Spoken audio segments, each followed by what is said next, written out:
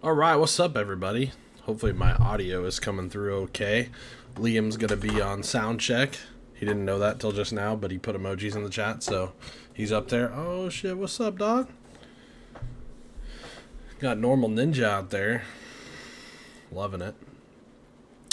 Tonight, we are gonna talk about opinions and how they function and some things that people sometimes say regarding opinions, and what I like to call the opinion sword. You are probably guilty of telling people who say something you disagree with that was just their opinion. And yes, I said guilty. What I mean is, that's a thing you shouldn't say. It's something that people do. But think about what you really mean when you say this. What you mean is, I disagree with your opinion. I don't think your opinion is correct. I have a different opinion, but I don't feel like getting into it, or I don't want to share it with you. And we think I think often when people say this, they think they're like letting themselves off the hook in some way, like they just don't want to continue the conversation about a disagreement, or they don't want to say what they really mean. And so it's just an easy thing to grab at. But the problem I have with that is, number one, it escalates things. Especially if it's something that someone's particularly passionate about, right? If somebody really feels strongly about the opinion that they just expressed, and then you're like, well, that's just your opinion. It's very dismissive. It causes an escalation in the conversation, and it's not what you really mean. It doesn't help either of you get closer to the truth.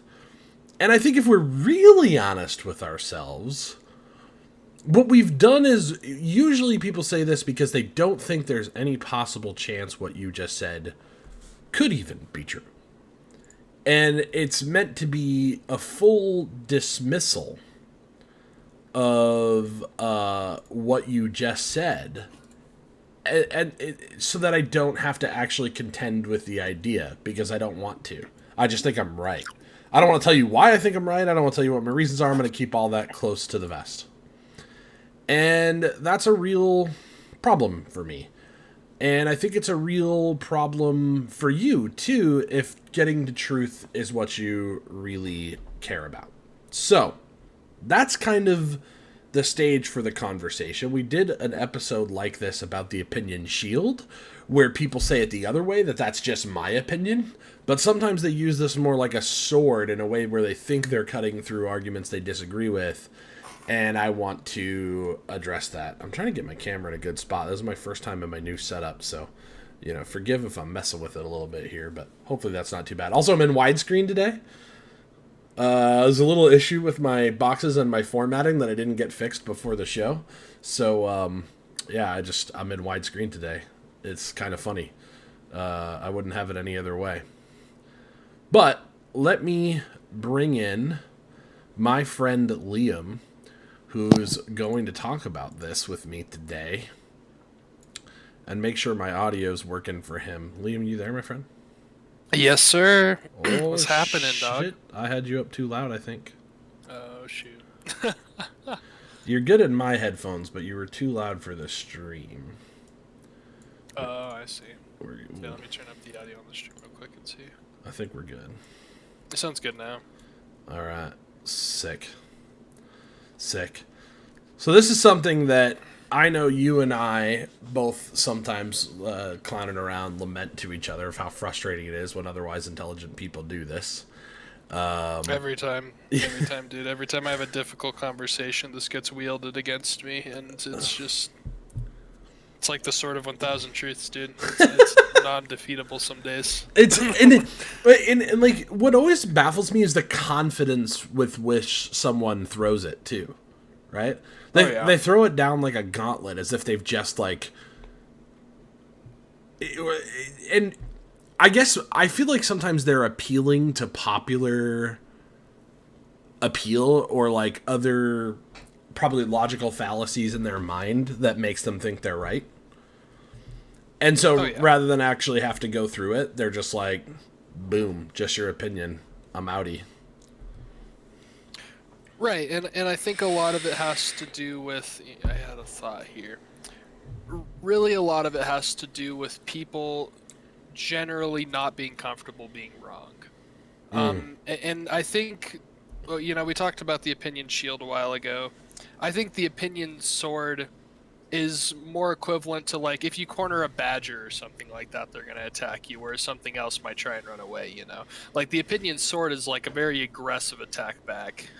When you corner somebody who has a very unpopular belief that isn't really well substantiated, nobody likes to be wrong, and I think that's most of the time where this defense mechanism is really founded upon. So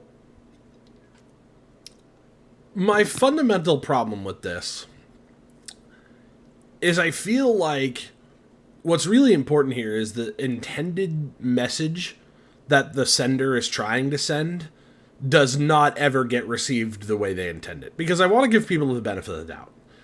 I think what they truly mean to say when they say this is that I have a different opinion. I think my opinion is more correct, but I either don't know how or am unwilling to express my reasons. Do you think there's some a more nefarious interpretation? I don't think the word nefarious applies. I think it's like I said. I think humans have a very instinctual nature to not be wrong. I think people hate being wrong, and people don't like that. People like to think that they have a view on the world that's wholly unique to themselves and to their way of living, and they don't want that to be attacked in any way. You know what I mean? And so, if anything, I think it's more of a natural inclination for you to dismiss somebody else's opinion, and generally the opinion sort of is wielded by people who haven't substantiated their opinions, but once again share that same common idea that they don't really want to be wrong. I think it's just I think it's a mechanism that very clearly right away shows that somebody clearly hasn't thought a lot about what they have to think or say about the world. You know what I mean? Mm-hmm. So that leads to my question. What do you normally say back at that moment? Well, I mean, most of the time I start with, it's not an opinion. What I'm doing is providing a statement to you, backed up by substantiated foundations. You know what I mean? Like, it's not an opinion, and generally I try and explain to them the difference. You know what I mean? Mm-hmm. Because an opinion is something that can only be substantiated from within. Something that only the person making the statement can substantiate, that's an opinion. But if you're stating something that can be substantiated by, observable things in the world that everybody, for the most part, can agree on, that's when you're making a statement. You're trying to, But they don't. But they don't think they are. Like, there's a lot. Like, don't you find this? And this is in my world a lot more. I find so many people who will take really big questions and just throw this at it, right? Like, they think that something like whether or not a god exists is in the realm of opinion. Oh, absolutely. Well, and that's what makes it hard, right? Is that people have expanded the influence of the opinion word. You know what I mean? Like, it's supposed to be confined to, like I said, statements that can only be substantiated by themselves. But now everybody thinks that any belief that you have is an opinion, which makes it really difficult. So, I have been trying a new technique as of late. And I'm going to try and clear this confusion up. I didn't put this in the show notes because I wanted you to have a little bit of surprise in the conversation. Oh, that's exciting. I want to hear it, dude. I like reminding them how much is opinions that they think is fact. How much is opinions that... Yeah, like how many things are actually a matter of opinion that they think is fact. Like, technically, right? We can make objective arguments for the existence of gravity. Right. But that actually is still an opinion. Like, gravity is a fact. I try to point out the fact that facts are just the most widely held opinions. At one time, it was fact that the Earth was flat. And if you asked anybody, they'd be like, that's a fact. until somebody made a really good argument that it wasn't.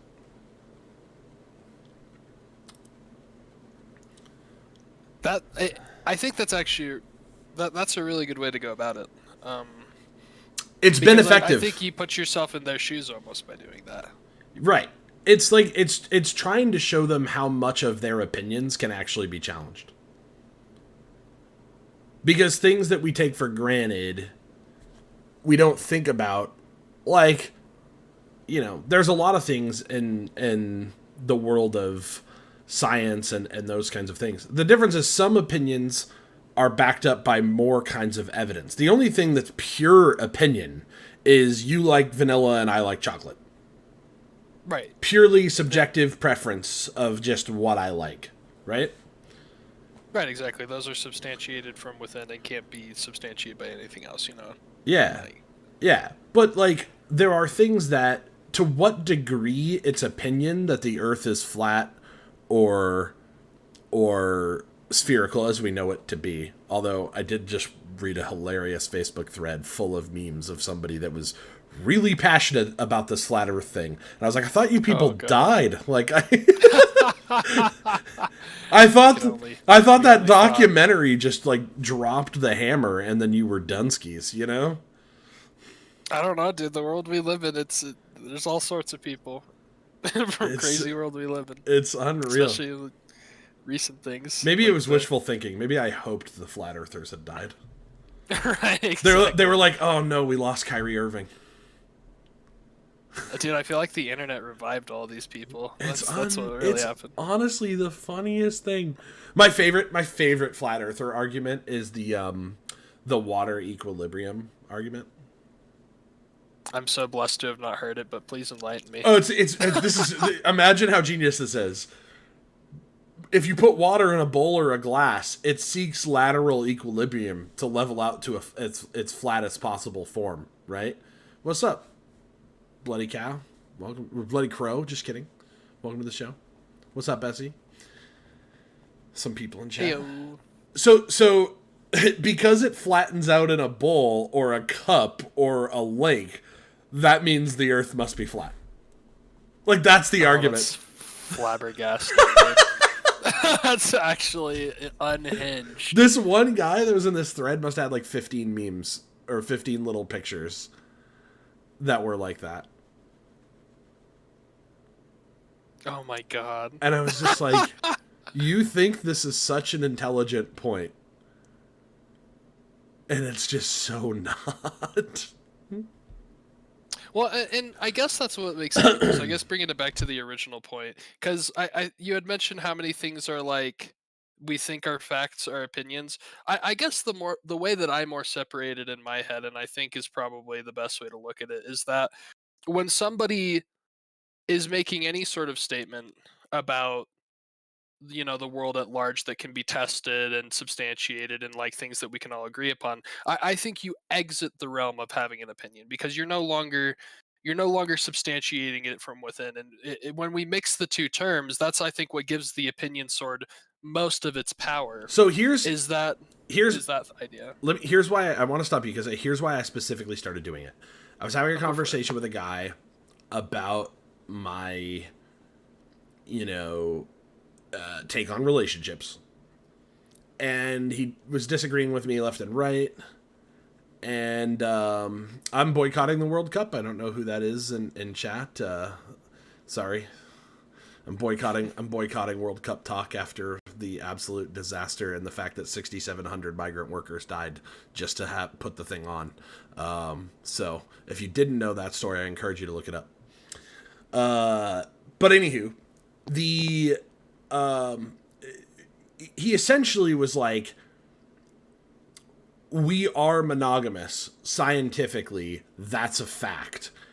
This whole thing is all just your opinion. Like, and he was trying to separate those out. Now, the funny part about that is that was held fact for a short period of time in the scientific community, that the type of cultural monogamy practiced by Homo sapiens was just like this thing that emerged from biology, and it was a biological function and not a cultural practice. And then we abandoned that very quickly because we watched some animals and some other apes, and it became obvious that that's not true. That it was clearly more of a product of the culturalization, right? There is some Right. biological motivation towards monogamy, but even in, socially monogamous species that, evolved to be that way, that pair bond for long periods of time, there's still evidence of them straying from time to time.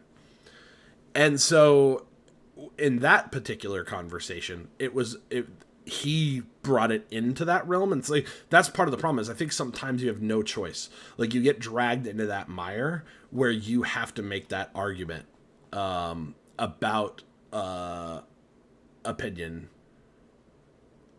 versus kind of the fact side of things. And so I think it helps to point out that facts are just really widely held opinions, right? At some point, everyone, again, there were certain things that everyone knew to be a fact. Like it was as clear of a fact as any that the reason why your neighbor's crops died was because of witchcraft. Yeah. Like That's true. Yeah. and you would, if you're the one guy that's like very reasonable for his time, that's like, there were a lot of bugs. Do you think the bugs had something to do with it? And maybe they just are doing what bugs do. It had nothing to do Well, yeah, with and you it. say that, and then you get burned on the cross. Yeah, Like, exactly. So you can't say that. You can't even and do that. And that's kind of the problem, right? It helps show why breaking it down that way is completely useless. Facts are made by great arguments backed by rigorous evidence, and you actually have to do a little philosophical homework. Yeah. Yeah, absolutely. I think I agree with that premise. I think definitely like I don't want to say like stooping to their level because that's probably not an accurate way to put it, but I can't really think of a different way. I think if you level yourself out to like, you know, because they're coming from a point of like they're trying to express something that they're calling it an opinion. Or well, I guess it's actually the opposite. Like you said, they're trying to say something that's a fact, and they're calling what you're saying an opinion. You have to explain that what they're doing is also an opinion. Yes. And so And I see that's what kind you're of my saying. point. Is like I genuinely think even when people don't say that, when they just kind of throw the sword at you, that's still the software running in their mind because this is how a lot of people think about the fact opinion difference. Essie asked in chat, what's the difference between opinion and a preference? A preference, insofar as a pure preference exists, is something that is strictly opinion, right? It is my opinion that vanilla is more tasty than chocolate. That's a preference. A preference is a kind of opinion that only I can have, and it's not pulled from anything outside myself. You don't get to have your preference about whether or not a god exists. But that's what people are trying to do. They're confusing the two. They're trying to make that seem like an opinion deal as if it's just a matter of preference. Well, hey, you like the whole God story and I don't. I actually remember, let's bring up, this is a funny one to bring up. Bill O'Reilly basically did that one time, justifying his belief in Jesus on his show. Oh boy. And I was like, man, if that doesn't tell you how much of a moron this guy is, like, it was really funny. It was really funny. That is outlandish. Why do you think we reached that point? Why do you think it's so hard to discuss these things that two people have different reasons for feeling what they feel? And it, like, because that's really when this comes out, right? It's like right up to that moment of just there's a rub. And I think a lot of it has to do with the internet. Okay. And like wide access to information. I think that people have like like dense variety of opinions is overwhelming, to be honest, and especially in today's world where people are I I I don't know, it kind of pains me to say this, but people are generally more educated than they ever have been, and despite that, people still have yet to let go of the ego that so desperately tries to defend their unjustified beliefs, you know what I mean? Like people hold on to them more so now than ever because you can actually just draw falsified unfactual information from anywhere that seems like it's factual, and boom, now you've justified your opinions. You know what I mean? Like it feels like it's so much easier to do it now that in today's world, it it totally shatters like the discourse a lot of the time. You know what I mean? But I feel like even before the internet, people weren't good at having these conversations. Well, maybe not, but I Like reaching for an easy deflection is something that we've always done. Kind of like you said, when we're cornered, it's like, all right, let me just parry you with my opinion sword. That's just your opinion. I think that's a good point. So I guess what I actually mean to say is the internet has inflamed it. It has amplified it. So now it's even harder. Exactly. It's enraged it, I would say. Whereas back in the day when there was no internet to like have conversations with people that disagreed with you because you're generally in like smaller built communities, generally among like-minded people, you know, it wasn't as fervent as it is now where you can go on the internet and you can find somebody who's like polar opposite from you and have an argument with, you know. So I guess it's more just like I said, that fear of being wrong. Humans don't like to be wrong. Another version of this is the old, well, let's agree to disagree. Whatever happened to that? That's a good point. Like, I feel like these are the same kind of deflection. Because again, what is somebody really saying? I think you're wrong, and I don't know how to articulate my reasons for that. I don't want to articulate my reasons for that. Or I don't even really know what my reasons are. It just feels like you're wrong. Right, yeah, and that was like the classical opinion shield, sword, whatever you might want to call it in this situation. Like, that was like the classical case. So, and, yeah, I guess it really has always been a thing, now that you mention it that way. That's part of why, like, it just annoys the ever-living shit out of me when people do it. Because it's like, here's something we really should talk about, and you're not saying what you really mean. You either don't have the courage or you don't know how. So here's what I would say to somebody. If you're the kind of person that you're watching this, and that's something you've said a lot in your life, where you reach for the, well, that's just your opinion. Here's another thing that you can say. I think you're wrong. I'm not exactly sure how to say why or what my reasons are, but I'd love to talk about it later when I can think of it better, right? Like it's just so much better a thing to say, because when you say that's just your opinion, you're being dismissive of whatever point someone just made, and it's just like a sign of weakness or annoyance when you do that. Would you agree with that? Yeah, I think so. And I think that's probably a better way to apply it anyways, for two reasons. One, you don't let garbage discourse happen without any sort of like, you know, contention against it, by doing that.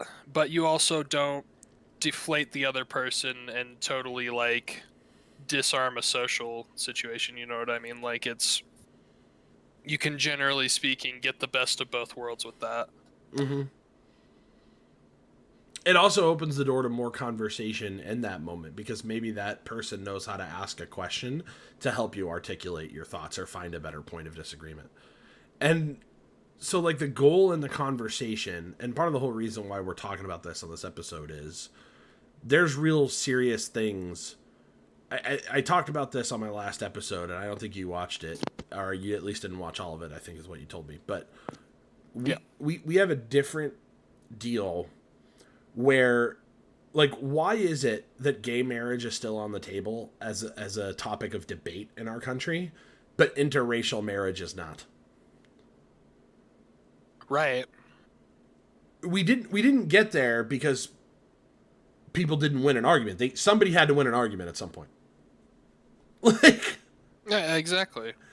And I think drawing out those cases and then relating it to everything else and realizing that we don't really learn anything by walking away from a point of disagreement. Like, one of us has to be right. I say that all the time. listen, you think you're right, I think I'm right. One of us has to be right. How do we figure that out?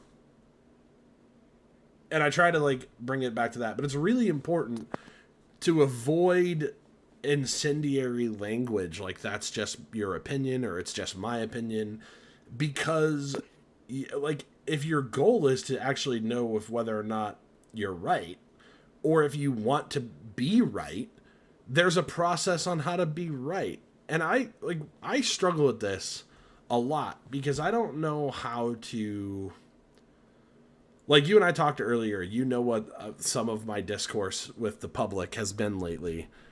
I get really frustrated because it seems like people aren't even interested in actually having these conversations in any real serious way. And you know the way I kind of view it, it's almost like everybody has their personal Death Star, you know what I mean? And the Death Star comes in the form of the opinion shield and the opinion sword. You know what I mean? They're so comfortable from their Death Star just blasting other planets for no reason. Um and they have the Death Star to do it, you know what I mean? Because they can just say like that's just your opinion or that's just my opinion. And this is like a universally agreed upon like okay form of speech. Like as a society it seems like we've given this statement a pass as like a formidable form of discourse. And I really believe that that's a large part of the problem is that we live in a society where so many opinion Andes have taken over, you know, the discourse and refuse to grapple with the important ideas that affect us as a society, you know? Opinion Andes, I love it. The So I'm gonna do what I usually do on my show and take it a step further. Because for whatever reason, the way you just said what you said made me realize I think this is actually born out of a deeper problem.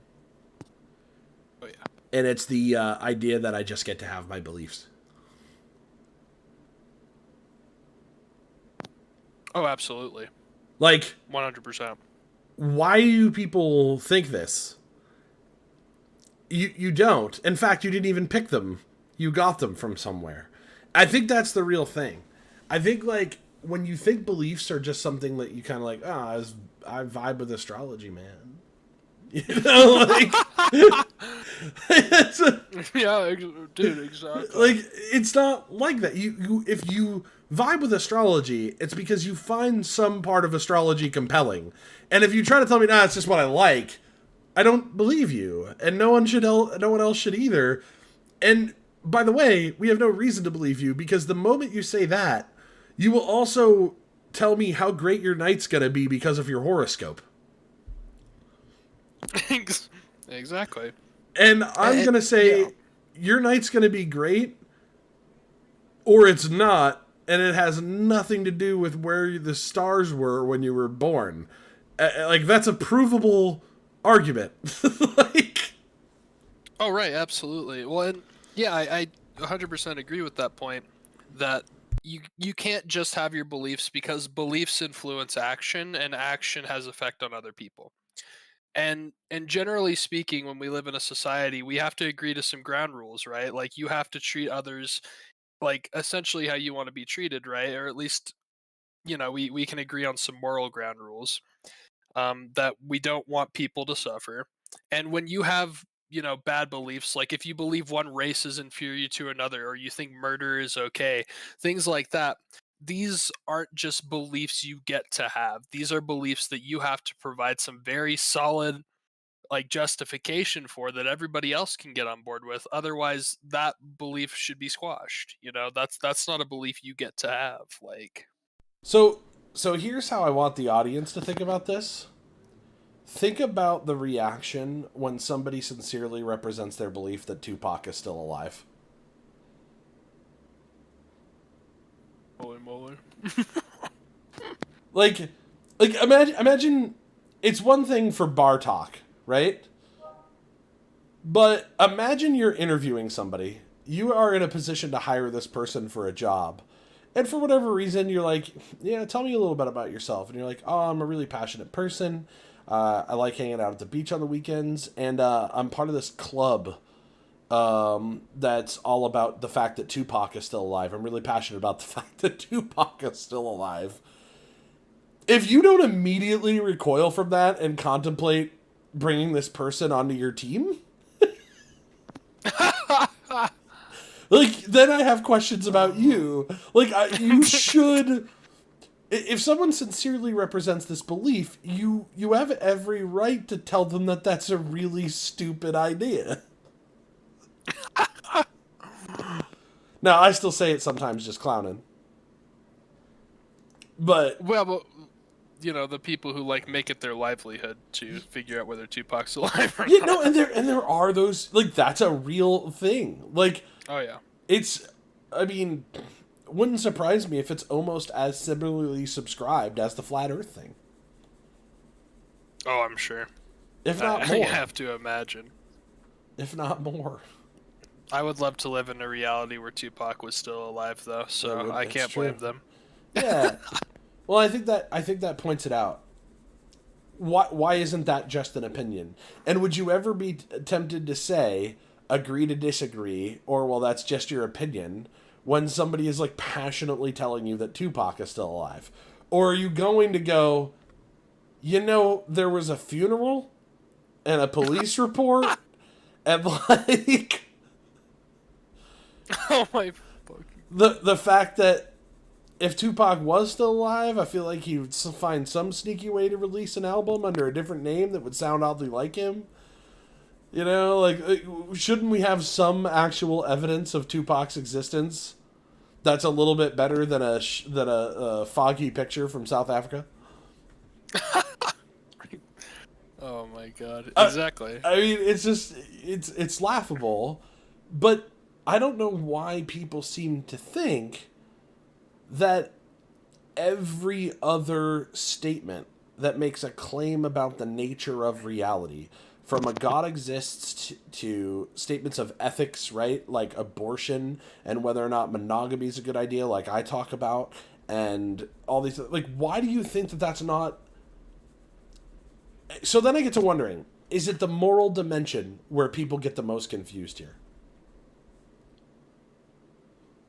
Is it the moral dimension where people get confused? Yeah, I think when it comes to ethics philosophy or anything where you're talking about right and wrong, what's good for the world or bad for the world, what's good for society, bad for society, how people should live, that's when we get the most confused. Like, we tend to, you know, if somebody is like, oh, I went super hard on a keto diet, and you watch them just eating, like, you know, they're putting literal fat in their coffee because it's keto. Yeah. There are a lot of people who are tempted not to speak up about that because that's their opinion, and it's kind of their choice or their preference. Like, it's definitely stuff like that. It seems like where people are more willing to let this just be in the realm of opinion. By the way, there's an objectively correct answer. Putting fat in your coffee is bad for your health, full stop. Honestly, the keto diet in general is probably not great for Terrible. your health. Like, it's just... It's honestly, it's probably one of the most, like, in terms of, like, that type of debate sphere, talking about, like, fitness and health and stuff like that, that's probably one of, like, the most harmful forms of rhetoric in that community, is people thinking that keto is, like, a really good idea. Like, hardwiring your body to be completely different than it's supposed to be, you know what I mean? Like, that is not a good idea. But lots of people are, like, on board with that shit, you know? Even my mom and dad are. It's huge. The keto is absolutely massive, even though every scientist and nutrition expert on planet Earth is like, could you stop, please? Right, like, they fucking, like, made this whole food triangle for you assholes, and now you're just being like, fuck that, you know? It's like, what's going on? And it's just wishful thinking because we don't like what's on the food pyramid. Exactly. I mean, nobody wants it to be this way, but this is the way it is, you know? Here's some great fitness advice from the Average People Talking Show. Eat less, move more. Yep. That's what I failed at. Yeah, I'm not so good at it myself. So Failed miserably. I don't move at all. I spend a lot of time in this chair, mostly playing World of Warcraft. you and me both, my man. You and me both. That's funny. Shoot. That's funny. Incredible. Do you have any like specific examples in your life that like where this gets tossed around? Like particular things you talk about? Any specific ones for you? I'll start with the first one, which is going to make you laugh. You remember that one conversation that you, me, and Sari were in the channel for? Surely you do. The one about the video game that I really like. Terraria. It's about Terraria. Yeah, Oh, you remember that. Man. This is a very perfect example of this in full action. You might say quintessential here. The I'm just going to let you tell the audience the story because this is good. Oh my god, dude. It was the most miserable conversation I've had in my life because I what was it? I think Sari had called the game shit. I think that was the word for word. Like he just said, Terraria is a shit game. And I was like, okay, why is it a shit game? You know, like a very simple question. Why is it a shit game? And he's like, well, it just sucks. Like he's making a lot of generalizations about the game without providing like actual reasons why the game sucks.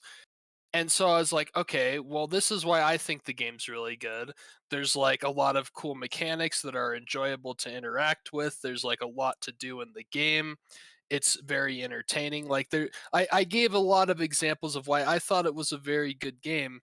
And Sari continued on this whole thing with it being like, this is shit, this is shit, this is shit. And it was just like and I eventually got it to the point where like I provided enough solid points that he's just like, well, that's your opinion. Or like, oh well, that's just my opinion. It's like he kept on going on this, and that's it was the frustrating quintessential thing. because he revealed that at the end after what had to be 20 minutes. It felt like hours. It did feel probably like 20 minutes. I was about ready to blow a gasket, dude. I'm in a glass case of emotions. Oh my lord, dude! It was so frustrating, and that's really, all jokes aside. I mean, that's an exact point, right? Is even something as silly as video games, when you're providing arguments and you're talking about them, like you can't just say that it's like, especially for somebody like me who's passionate about the games, like it was genuinely stressful and like discouraging for him to say stuff like that. You know what I mean? Like I didn't like it. It didn't make me feel good, especially because I was trying to make solid arguments and he was just calling one of my favorite games shit. Like, like that's demoralizing at best. Yeah, and I think ultimately my point was I really don't enjoy the game at all because I hate the primary mechanic that you spend most of your time doing it. I find incredibly frustrating and boring, personally. And so I can't get to the stuff that you find enjoyable about the game because I'm done in the first 15 minutes tops. And it's my same problem with Minecraft too. Oh, totally. Well, and that's why the way you present your distaste for the game doesn't come from like a objective argumentative point like Sari, because Sari just straight up said the game was shit. Well, which is a statement. The right? objective thing is if you don't like the mining aspect of, like, if you don't enjoy that mechanic, you're going to be doing a lot of it, so you won't like this game. That's an objective statement that I feel like is fair. Absolutely. And yet he wanted to say that the game was shit because of that mechanic, even though it's pretty obvious that a lot of people like it. Now, I think they're all obviously morons, yourself included. But oh yeah. You're just mad. You're mad because it's bad. Yeah, that's what it is. If I'm bad at it, it sucks, and if you're good at it, it extra sucks. Oh my god.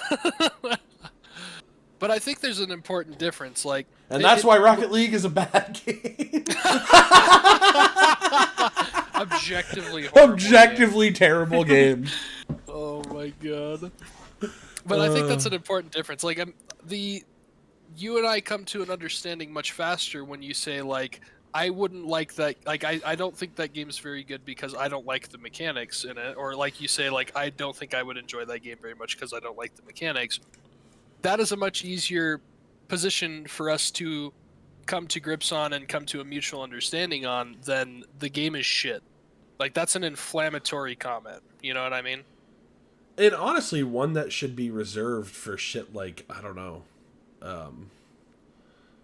not Like Terraria. the mountain of NSFW clones on Steam. Oh, so The many. mountains upon mountains of hentai games, yeah. But even sometimes one that you can get enjoyment out of, right? Like, that's the thing yeah. people don't understand. This is the difference between an objective claim, like Cuckold Simulator, which I'm One still, of your favorite games? which I'm still hoping will sponsor the show someday.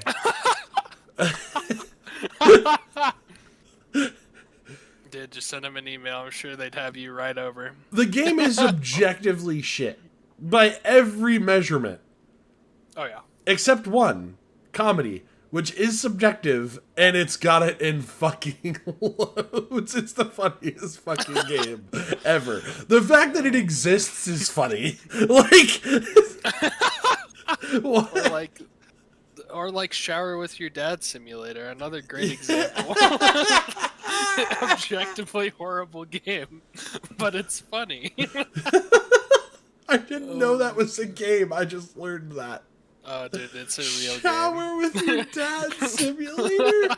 No! Dude, No! It's a real game. It looks like a Atari game. It's on Steam.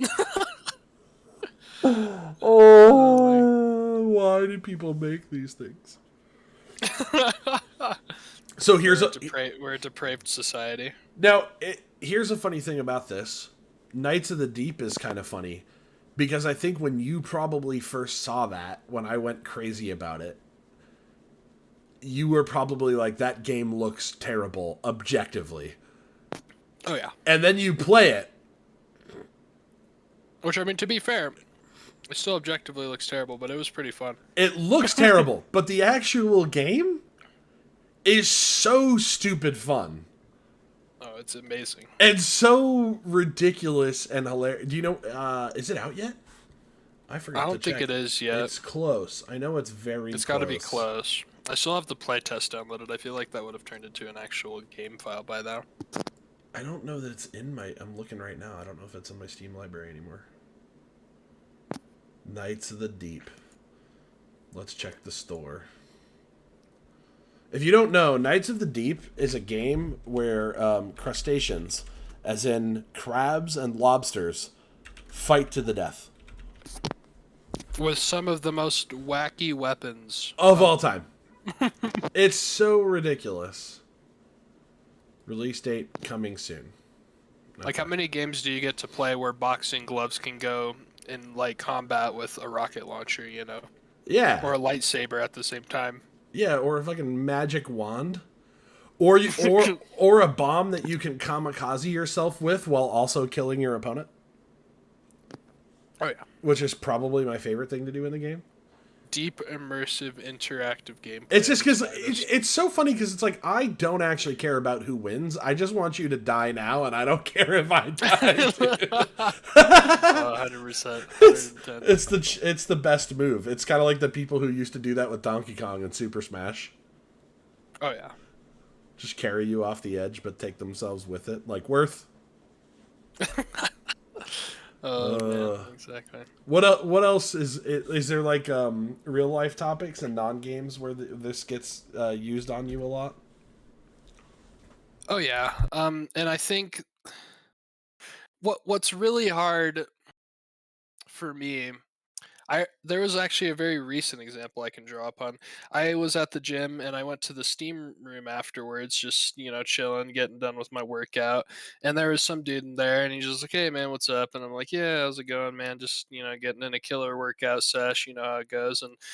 And then he just goes into this full red pill rant about literally every possible thing you could think of, about how 9/11 was done on the inside, about how the COVID shots don't actually work. 9/11 truthers 9/11 truthers are objectively the worst, the worst kind of conspiracy theorists. I hate them so much. Dude, it was honestly so toxic because I was wiped out from the workout. I was breathing heavy, so like I did not have the tools with me at the time to contend with this man. So I just left early. But like it was so if had I presented him with any sort of counterpoint, I would have surely met those oppositions because what he was saying was foolish in every sense of the word. You know what I mean? Like it doesn't take long to dismantle like non-starter arguments, and I surely would have met the, oh well, I guess that's just your opinion. You're just some brainwashed college kid. You know what I mean? Like that's what would have happened. He even like when he was telling me about this whole thing is just like, oh, like there's just a lot of people in your generation that believe this stuff, so I make it my mission, to whenever I see kids like you, I want to tell them like, how it is, and it's just like. So every single thing comes from the authority fallacy, essentially. Oh, absolutely. Like, Yeah. I'm in a position of authority because I'm older and wiser. Therefore, what I say is more true than what you say. Exactly. Love that. Yeah, and it's just crazy because it's hard. It's hard to contend with stuff like that because you can hear the passion in their voice. Like they clearly do not want to be wrong about this. This is not something that they think is debatable. Here's a fun fact, boomers. You know who's the most wrong? Pretty much everyone who died before 1927. They knew a lot less than I do. Like, Oh yeah.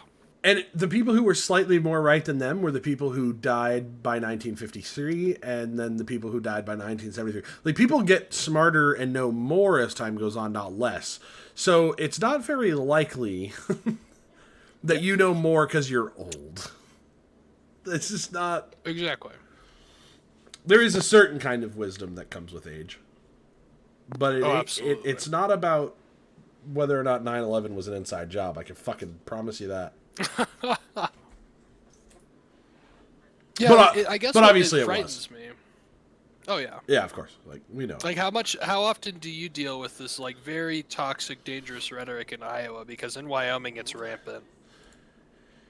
I haven't seen that one a lot lately. Obviously, the vaccine stuff is everywhere here. Like, people are just so convinced that vaccines are bad in some way. And Oh, yeah. it's just crazy how that one ever became big, right? And like, so that's another funny thing. The same person who's like gonna be like, oh, you think vaccines are useful and good? Like, that's just your opinion, man. Are the same people who like won't acknowledge where they got their opinion that vaccines are bad for you from. Like, you didn't get that on your own. Last I checked, you're not a fucking vaccine producer. Yeah, they got that from your local friendly Joe Rogan. But they think they got it on their own because they're basing most of it from personal experience. Well, I never get the flu shot and I never get the flu. You know, it's always something like that. Yeah, I think that's the most interesting thing, right? It kind of relating back to what you said earlier is that everybody gets their beliefs from some sort of, generally distinct source.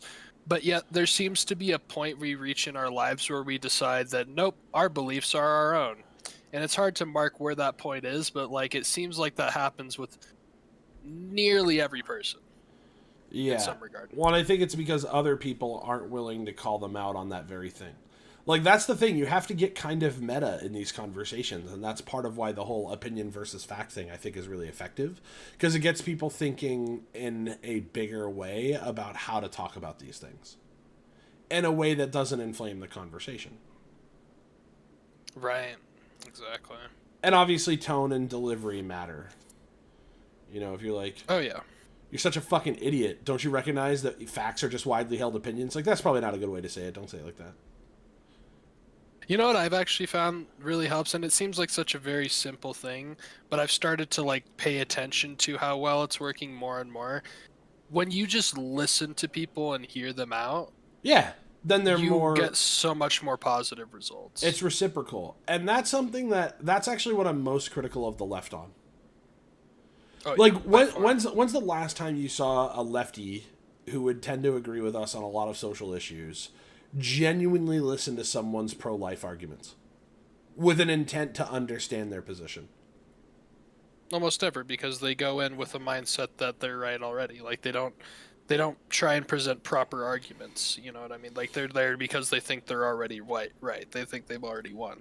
And yet, when I go to that person, it's so funny. Without fail, I'll start questioning them on whether or not they even have a well-rounded idea of personhood, and 90% of the time they don't, because personhood is weird, and confusing, and philosophically murky, you know. Oh yeah. And when they can't articulate it, at some point, all they're thinking about is whose side are you really on, and they'll just ask you point blank, like, what are you on, like on their side or something? Like, are you a secret pro-lifer? No, I just think that if you're going to make a pro-choice argument, you should be better at it. Dude, totally off topic. We should have like a abortion argument sometime because my views on that have changed radically. I kind of want to see what you think. Oh boy. That's funny too, because abortion was like my first topic that I did my Changed My Mind series on, which I haven't got back to, but I think I will go back to that for the next show. You definitely should. I think it's be a good one. Don't do it how Steven Crowder does though. What? No, well, so that was the whole point of it. Is instead of change my mind, it's changed my mind. And so Oh, I missed the D. That's yeah, great. so I talk about like abortion was one that I used to be super pro-life. I swung really hard back in the other direction of like maximum pro-choice. And then I realized there were flaws in how I argued for it. And because I truly just went up against people that made some points I couldn't contend with. Right. And then I realized, okay, I need a little bit of a different position. And so now what I think is, I'll just give you the brief idea. I think that it's always probably not a morally preferred choice, but in a lot of cases, it's like a choice between two bad outcomes that you're now in a situation that you have to make one choice. Right. So like it's kind of like a trolley problem that you're actually having to deal with. You have to pull a lever, and there's either 5 people on the one side of the tracks or one person on the other, and you are now on the trolley. Like, you don't have a choice now. So what is your decision? Yeah, and that's the problem is conservatives don't think that there's any problem. I should say pro-lifers don't think that there's any problem on the side of carrying the baby. They just exactly. write that off. Or insofar as they recognize it a problem, they think it's a pebble in an ocean, you know, compared to the ocean of bad that an abortion is. And so not contending with that has to do with personhood for me, right? Like the whole argument comes down to personhood. But I'm curious, what is your actual, like, your opinion change? That surprises me. Oh man, this is gonna be a tough one to state on stream, but I guess here it goes. I think abortion up to birth should be legal, I actually agree. and and the reason I feel that way is because personhood is something that we ascribe. I don't necessarily think there's like a defined like we define personhood, if that makes sense. Like I don't think there's like a moral or like biological way to determine that No, necessarily. but I think it's got a lot more philosophical grounding. I have kind of a unique take on personhood that Really? I actually think satisfies most people's intuitions. Thank you, Comrade Kid. I also like your name, Comrade yo, I love that. Comrade Kid. Welcome, Comrade Kid, dude. fellow comrades, loving it. He's a fellow comrade. Welcome. So here's the thing with personhood. When I'm trying to remember the philosopher that came up with that. Have you heard of the gradient theory? The gradient theory. I don't believe I have. So the gradient theory of thank you, Star Wars represent. The gradient theory of personhood contends that you can have more or less of it. It's not an on-off switch. Oh, okay. No, I have heard this, I think. Now, But the finish it. thing is, a lot of people take the gradient theory of personhood and they just like ignore all the other possible criteria of personhood, and they're like, it depends on your degree of consciousness or your degree of sentience. My problem with that is it's clear to me that certain things make someone more of a person that don't have anything to do with consciousness or sentience.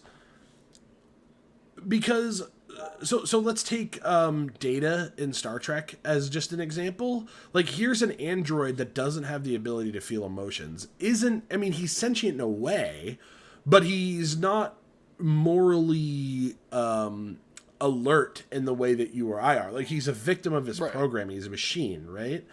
And so, like, he doesn't, you would think, but we think he's just as much of a person as anybody else. And the reason we think this is because he's granted that by his social status. I think that you can have different degrees of personhood based on all of the criteria: social criteria, cognitive criteria, sentience criteria. I think all of them play a role, not just consciousness. And when you take that in its totality of facts, it makes a lot more sense why we tend to think that maybe a puppy is deserving of some moral standing in our community, but less than a baby, but more than a fetus, right? Like, it helps us start to actually parse that out. Yes, it's still something that we're deciding, but I think we're just bad at explaining the things that, like, most people feel. I don't think anyone wants to live in a society where it's legal to just go and murder someone's dog. I'm pretty sure I already know your answer to this, but and it may seem unrelated, but what's your opinion on the death penalty? Super against. And it's definitely 100% related to personhood. Exactly. Yeah, that was my thought. Because, like, I think a lot of conservatives are for the death penalty, but they're obviously against abortion. And I It's think you can actually nail them on that point, which is like the death penalty is taking away somebody's personhood effectively. it's Right? because they believe that people can surrender their personhood through grossly humane acts. And I don't think that's an uncompelling argument. Because we do think we're justified in jailing someone. Even if you're against the death penalty, we recognize that there are some situations where you're just going to need to not hang out with the rest of us, pal. Oh yeah, absolutely. Like, you know? Yeah, you sat down at the wrong lunch table. Yeah, like, it's not that we don't think you have certain rights. We just don't want to associate with you. So exercise your rights by yourself in this little area over here where you can't hurt me. Obviously, we put people in jail for way too much. Like, I've talked about my opinions on justice here before, but I think all that's to say, like, that's actually funny that we got to this, because it was going to be one of my real life examples. Somebody I was having the debate with tried to basically say that personhood was purely a matter of opinion. And it's clearly not. Like, it's just so not. Not based. Cringe. Yeah, like, because if that's the case, like, do you want to live in a world where that's the case? Like, we're just going with with most of us have the opinion that it's people. So let's just go with that, I guess. That's not good. We need to have, like, objective ways to curb those opinions so that we can do better down the road. We're going to invent eventually AIs that are very, very much so have the capacity to be persons. That's going to happen. We don't know if it'll happen in 20 years. We don't know if it'll happen in 200, right? Right. But it's going to eventually happen. And then it's going to matter how we treat them.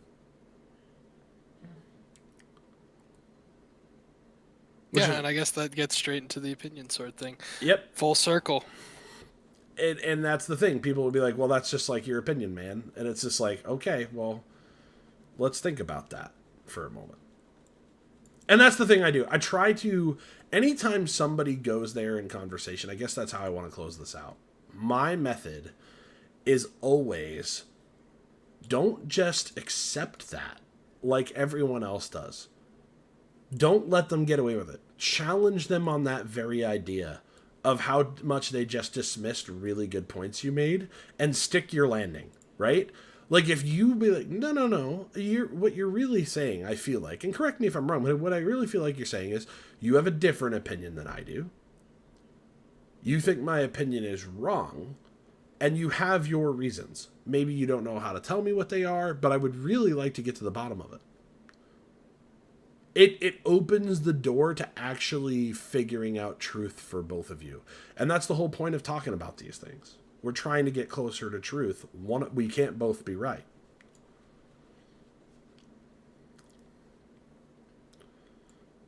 Based.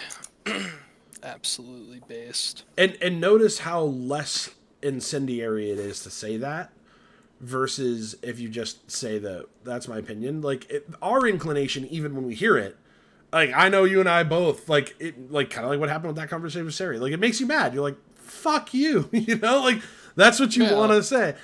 And that's why you shouldn't say it. But just as much as I think the people who are saying it shouldn't, and if you watched this, hopefully you got that. I think it's pretty clear why it's a dumb thing to say. But even if you get this thrown at you, I would say you even have a higher level of responsibility to deal with that and to take it and run with it and defend yourself without becoming upset or frustrated. Because if you do, you are right at the moment. You are on the precipice of a breakthrough in that conversation that can push that conversation to a better place where both people get closer to truth. And that's the goal. That's the whole point of talking about things we disagree on, you know? Well, absolutely. I agree with the point of it's more on the person who is having that thrown at them, because I think the influencer always has a greater responsibility to the greater good of society, you know, than the one, you know, trying to fight against it. Because they're generally the ones who, like, don't have the capacity to influence good change, you know, or really any change at all, because clearly they've found a defense mechanism for their, like, very solitary belief system, you know. Yeah, no doubt. Well, we've come Is to it it, time my for friend. the best part of the We've night? come to it. The great battle of our time. Oh God, let's do it. Which do we figure out which one we're doing first? You know, I think we know. Really I think into the board games one, but I think we saved that one for the I was last gonna say, one. I think we're ending on that, right? Like, I think we start with ranking photos of Jesus, because I think there's objectively right pictures to have here. oh boy, oh boy. Here comes the deep water. All right, let me turn my screen on. Yeah, it says I can't stream to this channel, but that's okay. Wait, really? I love Yeah, I'm honestly, I've never seen one of these down the side that I've wanted to not change, but I love this. I trust him. Nice. I have no opinion on this. On this particular Jesus, but this Jesus, I trust him. All right. All you hardcore atheists, it's time to leave the chat. It's Jesus time now. Oh my god. Just kidding. Comrades can stay though. I can't believe this actually exists. Like, this is so funny. Wait, you should stream your screen on Discord so I can see it in real time. Oh yeah. That's a good. Yeah. Based. Let me see if I can give you permission to stream. Do you know how to do that? Yeah, but it would take a little bit and derail the whole stream because my brain doesn't operate that fast. Fuck it. We do it live. Okay. So, objectively, the most trustable Jesus. The S tier Jesus. We have to go chair Jesus. No. No, that's weird. That strikes fear in my small heart. Like, why did someone make that? Why did someone make that? Whoever made that is an absolute criminal, dude. I don't. This is the Jesus I trust. That's based Jesus, dude. Look at that guy. 100%. That guy looks like he smokes weed. He snowboards. He skateboards. He's got like a He really also good. s- He's got like a really good deli for you to visit that you're gonna get just a bomb ass sandwich at. Like, Absolutely. And Yeah. then on the side, like he runs like a small therapy business or something, dude. Like, dude, this guy is based. all Love right, this guy. this guy, he's definitely in the strike sphere into my small heart category. Like, this, He's a little too sexy. yeah, it's something off about your intentions, bro. Like, put a real fucking shirt on. Like, what are you doing? Yeah, yeah. There's not much else to say. He looks like a movie actor, like one of the bad ones. Um, this classic Jesus is a Jesus no for me. Yeah, I think I can agree with that one. He's What? looking pretty frightening. What's going on with your eye? This looks like a high schooler project, to be honest. It's really whoever painted that one, Big L. This Jesus is nice because he's throwing up like some bunny ears in the one hand. I think that's what that's.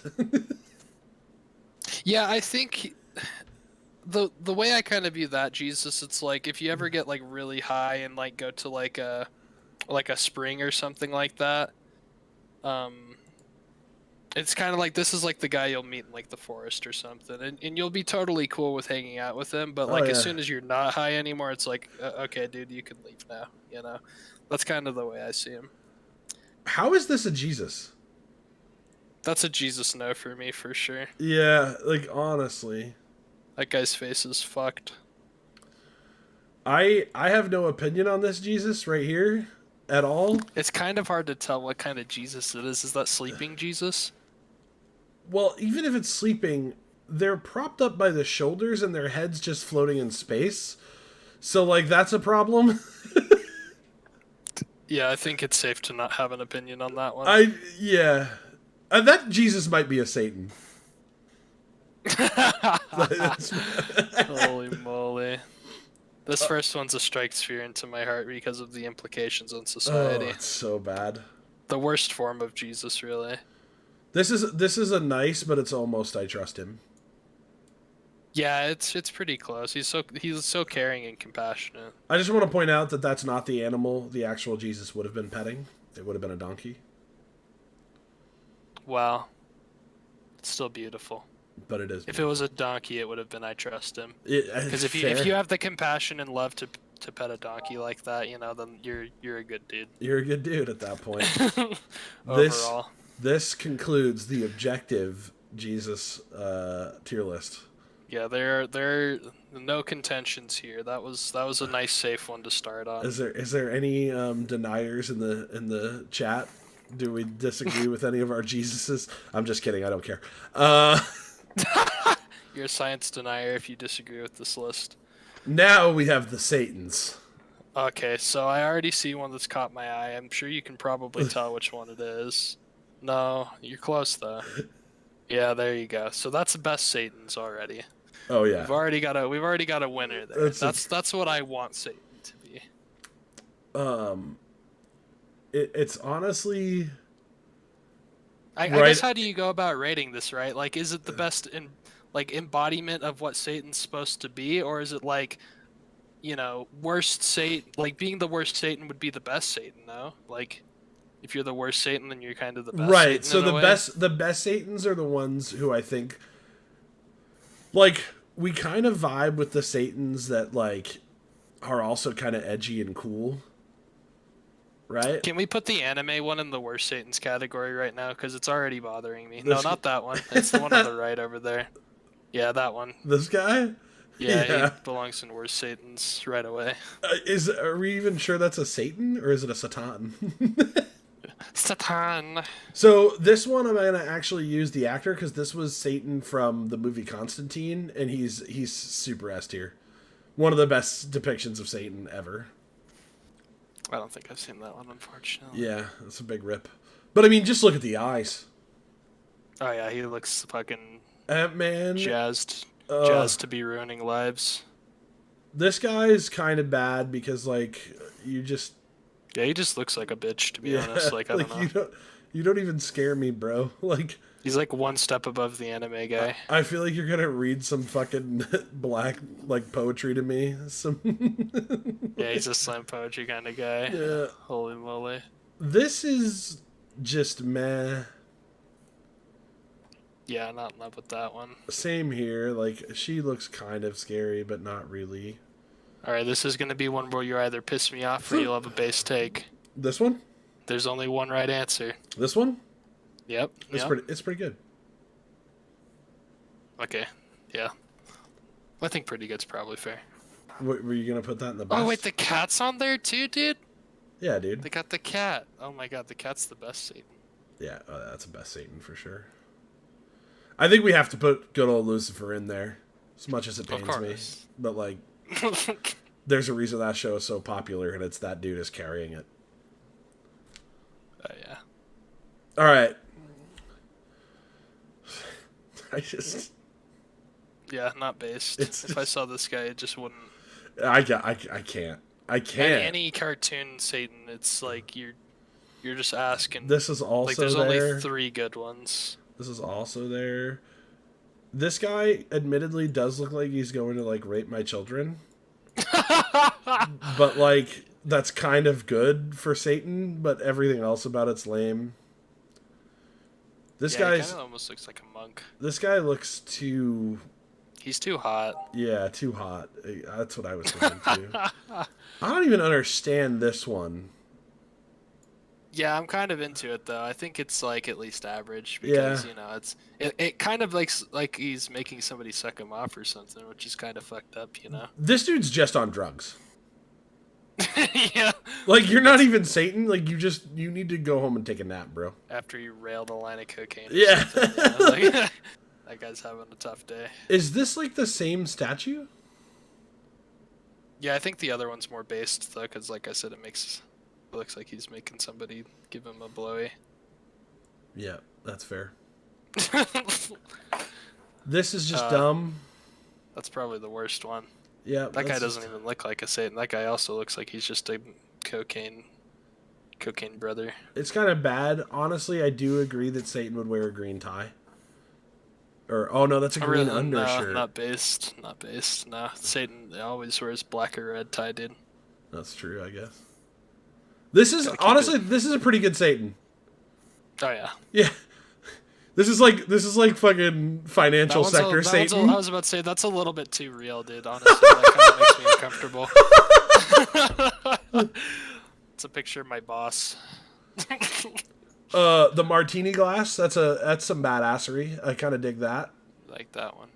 I like that. Anyone that actually looks like a regular devil is at least got to be pretty good Satan, you know. At least they look the part. This was a meme in the movie it was in, so that's just gonna get average for me. Of course. That guy looks like that guy's pretty scary. Which one? This one? Yeah, he's pretty scary looking. Yeah. I wouldn't want to fuck with him. This guy also, he's got like old school Dracula vibes, but like clearly Satan. Like I kind of vibe with it. I think the mustache really adds a level of spookiness here that just vibes with me. Yeah, I think I could watch a movie with him in it, like really high, and feel pretty good about it. You know. This is a meme. It's an average. This is terrible. What is this picture actually? It's an anime character in real life. And this one's one gonna gets get worse. You think worse? I was thinking kind of bad, but it's so overdone. Like that guy looks like he's just trying too hard, whereas like we got fucking Classy McGee up there and pretty good Satan. This looks like the Satan that people like put in the Christian movie to like really freak out their kids. He's just like a mega ginger too. It's like if you took the orange, made it red, like that's that guy right there. Oh my god. Insanity. This is the definitive. This is the objectively correct Satan list. I think the cat needs. Well, yeah, I think the cat needs to be at the top. I think I'd rather have the cat Satan. See, I kind of feel drummer Satan, dude. What movie is that? I can't even remember. Dude, it's the Pick of Destiny, of course. Oh yeah, Pick of Destiny. Yeah, I kind of feel like Pick of Destiny Satan is king for me. Yeah, when I think of Satan, that's who I think of. So I guess that makes sense. The cat's funny though. All right. We agree too much on these. Yeah, we need to get something more base. Consoles? That'll start a fire.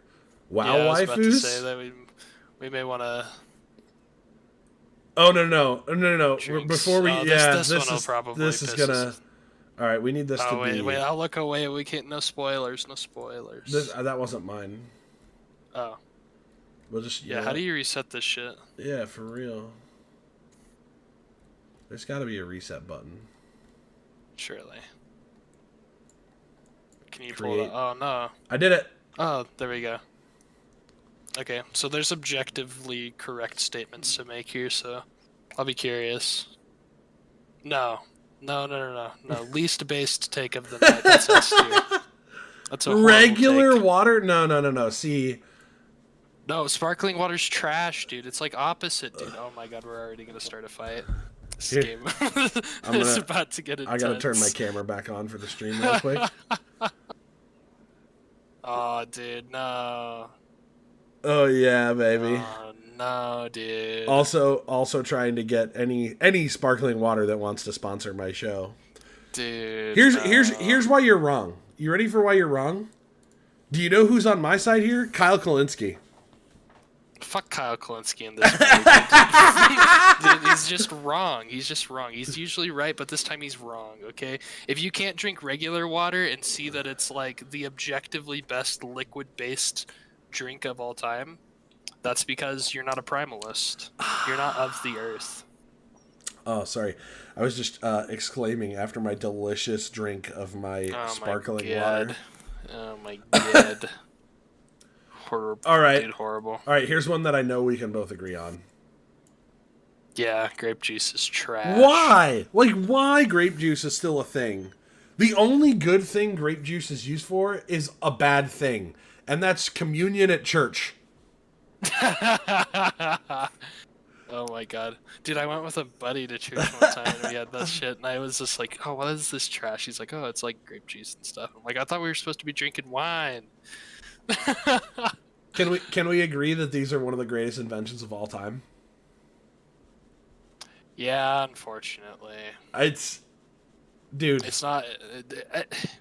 I'm a naturalist kind of guy, dude. So like this, like, you know, the energy drinks have just been knocked down over time for me. If anything, coffee should be right there. Taurine's right up natural. There. Well, chlorine? Taurine. Oh. It's like the main thing that Red Bull, like a lot of the energy drinks use. Yeah, but like, what about the rest of the garbage in there that like destroys you? It's overdone, over-exaggerated claims. I've been drinking Red Bull since I was like 13. There are people who've had heart attacks because of that shit. Yeah, well, that's because they fucking go ham. And usually because they're doing other shit too that they shouldn't be doing. I like how they put chalky milk instead of chocolate milk. It's based. Can we talk about the ads on this? Yeah, that's pretty glorious. Hopefully there's no Twitch mods. No kidding. That might be a little too spicy for them. The side boob might get them an erection or something when they hit the ban button. I'm not popular. Listen, she is following Twitch community guidelines because she is wearing the outfit that is fit for the activity she's doing. She's modeling. That's true. But she's not really modeling anything with that side boob. It's a nice side boob, though. What the fuck is happening there? Okay, this one I got no excuse for. Yeah, that's just uncanny. Like, what is happening in this picture? Uncanny. Holy shit. I think we can all agree coffee is S tier. Coffee and tea for me. Okay, all right. We have a point of agreement I didn't expect. Because I'm an S tier tea guy. Like, a cup of hot tea fucking slaps.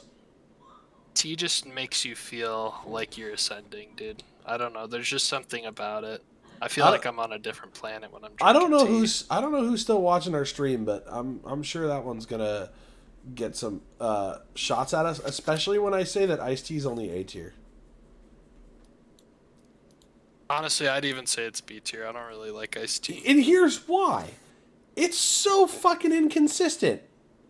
Oh yeah, it's either like pretty dang good or it's ass. Yeah, and like everyone's got their own take on it, and like the best way to make iced tea is like slow hot steep a big old jug of tea in the sun, right? Like you're dropping like 10 tea bags in there, putting that shit out on the back porch for the day. And then you take it in, add the ice, chill it overnight in the fridge. No. You want to hear this? This is what iced tea tastes like, dude. It tastes like what it is like to chew on like clean laundry and drink the spit. That's what it fucking tastes like, dude. All right. All right. Is that I kind of vibe with it. Gatorade. Based. Gatorade is based. Super S tier. No, it's A tier for me because of how much sugar's in it, but other than that, it's pretty good. But it, dude, on like when you've just been out in the hot sun, like I get that there's a lot of sugar, right? But fuck, is it refreshing?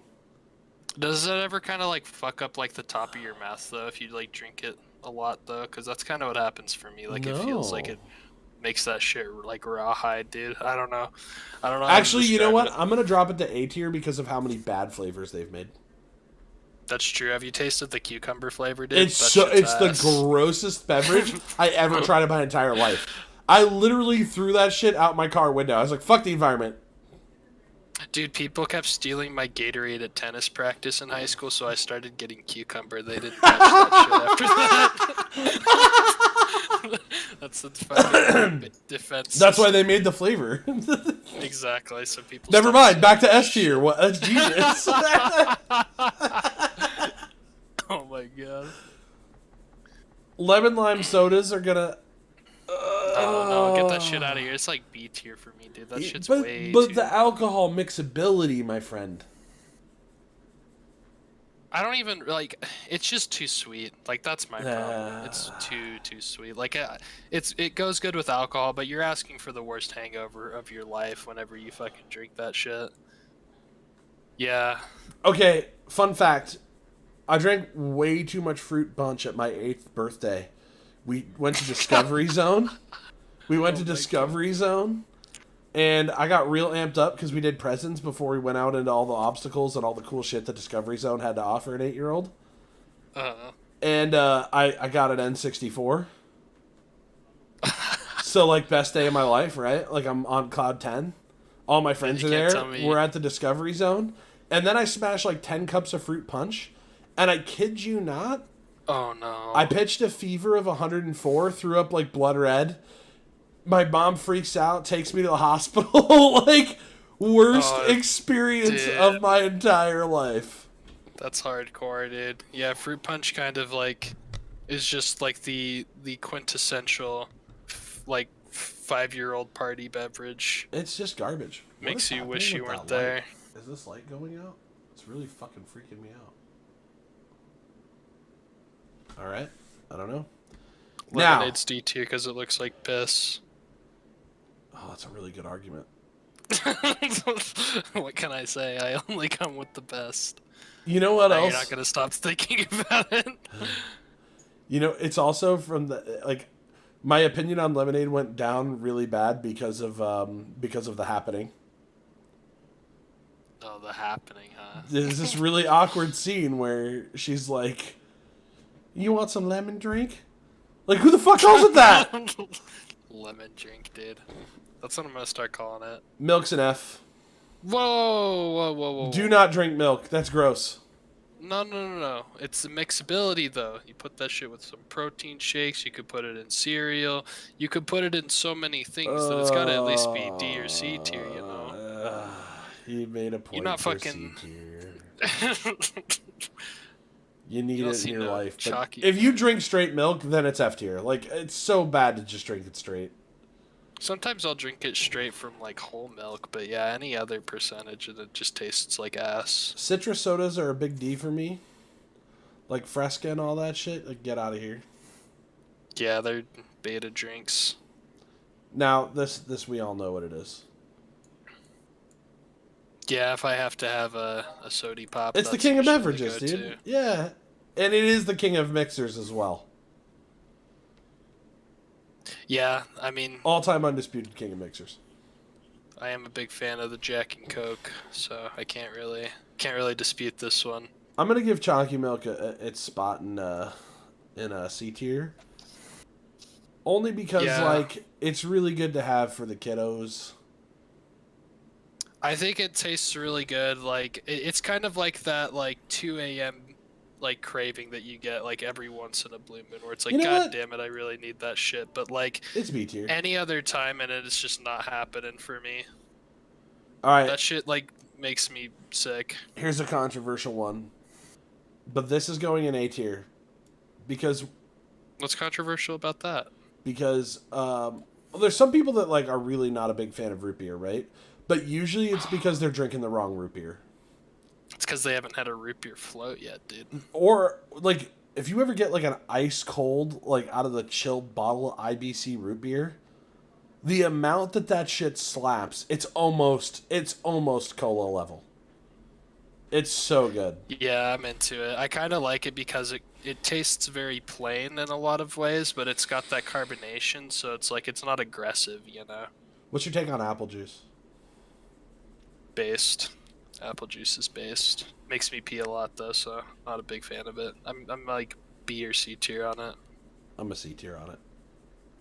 It's a drink that exists. Yeah, it's around. It kind of looks like dehydrated construction worker piss, but that's just how it goes. We all know that if Gatorade's an A, then Powerade's a B. It is just for some reason a step below. I actually kind of like Powerade a little bit more for the flavor, but just the aesthetic of the bottle actually bothers me a lot. No, and their commercials are lame. Yeah. Gatorade commercials sell it for me.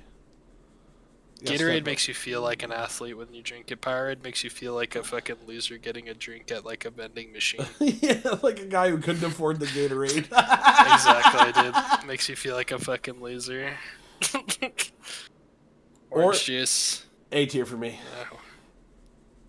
Orange juice is kind of meh for me. I'm a C tier on it. Bro, screwdrivers. It's not based. Screwdrivers are so good. You're talking about the mixability again, but if you drink that shit by itself, dude, it's just I like... love it. I genuinely Especially love with the it. pulp. Yeah, no pulp. Oh my god, it's B because of the pulp sometimes. Yeah, forgot dude, if about there's pulp. pulp in there, it's game over. Yeah, fuck that. All right, what's your Orange take on orange soda? Are I'm you in F tier on this You're instantly, dude. You're the F tier. I am too. I'm sorry, Orange Kel. soda's ass. I'm sorry, Kel. I don't know why you you like love it so much. It's trash. It's so bad. Who loves orange soda? Kel. Yeah, the only none. This is the essential list. Other than having water in C tier is like a crime. And sparkling water up there. Yeah, sparkling water ass, dude. No, it's so good. Grape juice F. You guys are racist from Bali. Listen, dude, it's not my fault that shit sucks, dude. It's so bad. I like grape Not drink. pissed. I like regular grapes. I like a grape normal drink. human being. I like that sugar water purple shit. I don't like grape juice. Actual grape juice is trash. I'm happy there's no like pomegranate. You know juice what's in funny here is or like anything white that. grape isn't on here, and I actually fuck with white grape juice a little bit though, and I don't know why. It's just so much better. No, honestly, I actually dislike that shit more because it's like there's just something about it, man. I don't know how to describe the white grape juice, but there's something about it. All right. Is it time to get to the? Is it time to get to the one that could ruin our friendship? We need one more before we get there. We need like the warm up. The ultimate drug tier list. Are you Lord of the Rings enough to do Lord of the Rings characters? God, it's been so long since I've watched it. I might not know some of them, but yeah, I think we should do the Lord of the Or Rings do we one. do superpowers really fast? We'll do this one like a lightning round. Yeah, let's do it. Superpowers seem fun. I saw this. It's like that's hilarious. Oh my god, there's so many. Okay. What is air manipulation? Dude, the Dude, airbender. no, this is already out of control. The Is that what it airbender. means?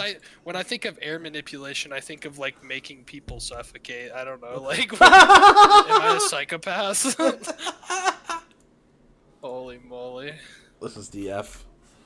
Oh yeah. It's dumb. Like, it's just not cool. Animal control, Yeah. super bass, super dope. That's like one of the Animal- coolest. Yeah, dude. If you're fucking If you're a guy that just can summon a stampede of fucking elephants out of the jungle to, like, do your bidding, that's amazing. I guess it depends on, like, the constraints of the animal control. Because I guess what I'm thinking is what you can accomplish with each of these.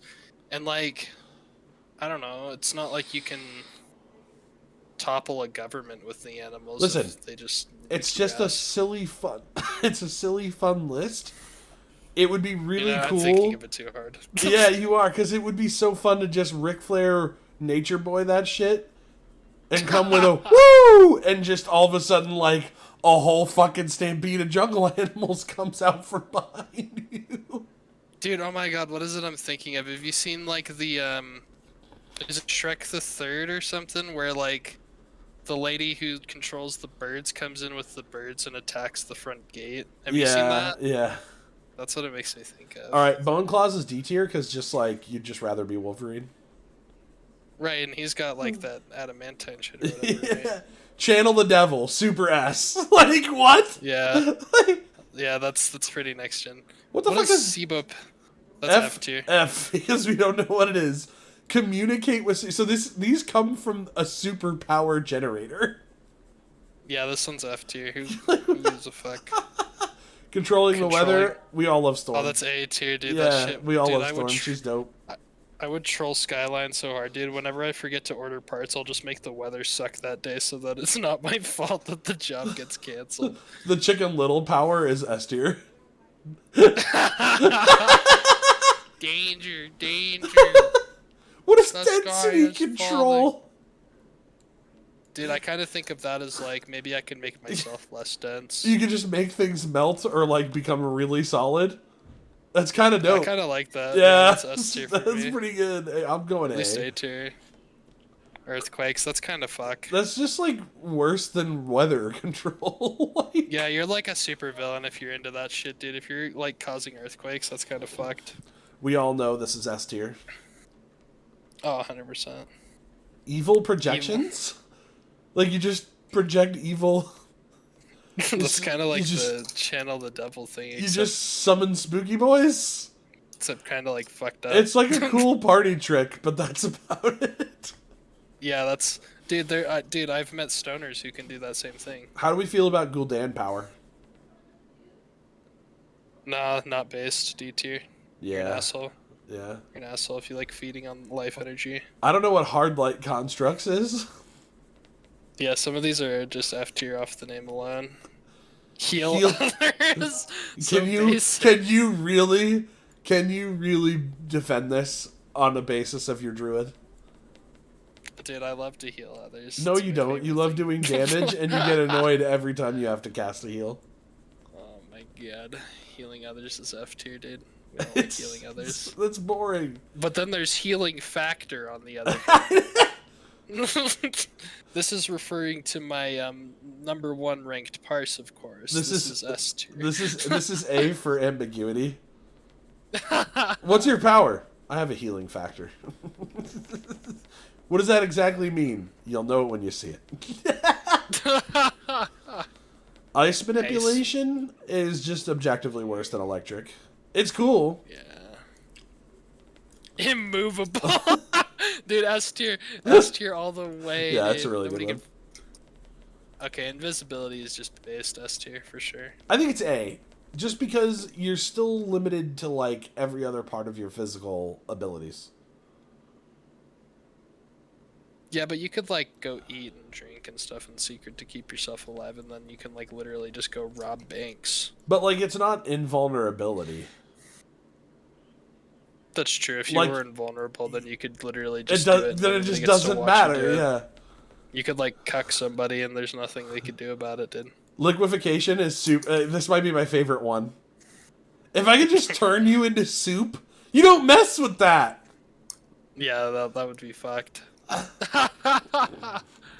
The Magneto power, Super S. The best manipulation. Nah, if you're a fucking magnetic manipulator, you're a nerd, dude. That's A tier. Magneto's amazing.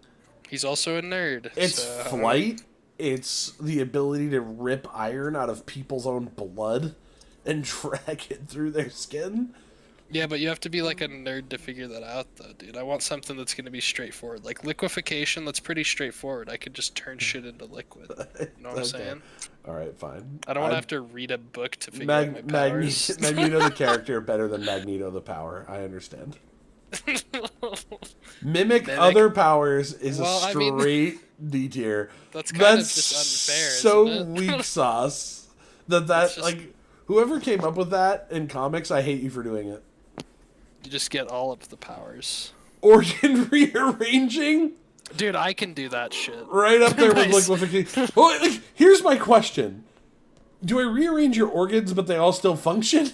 Or is it like I just moved your kidneys up to like behind your lungs so now you just die the most painful, invisible, internal death.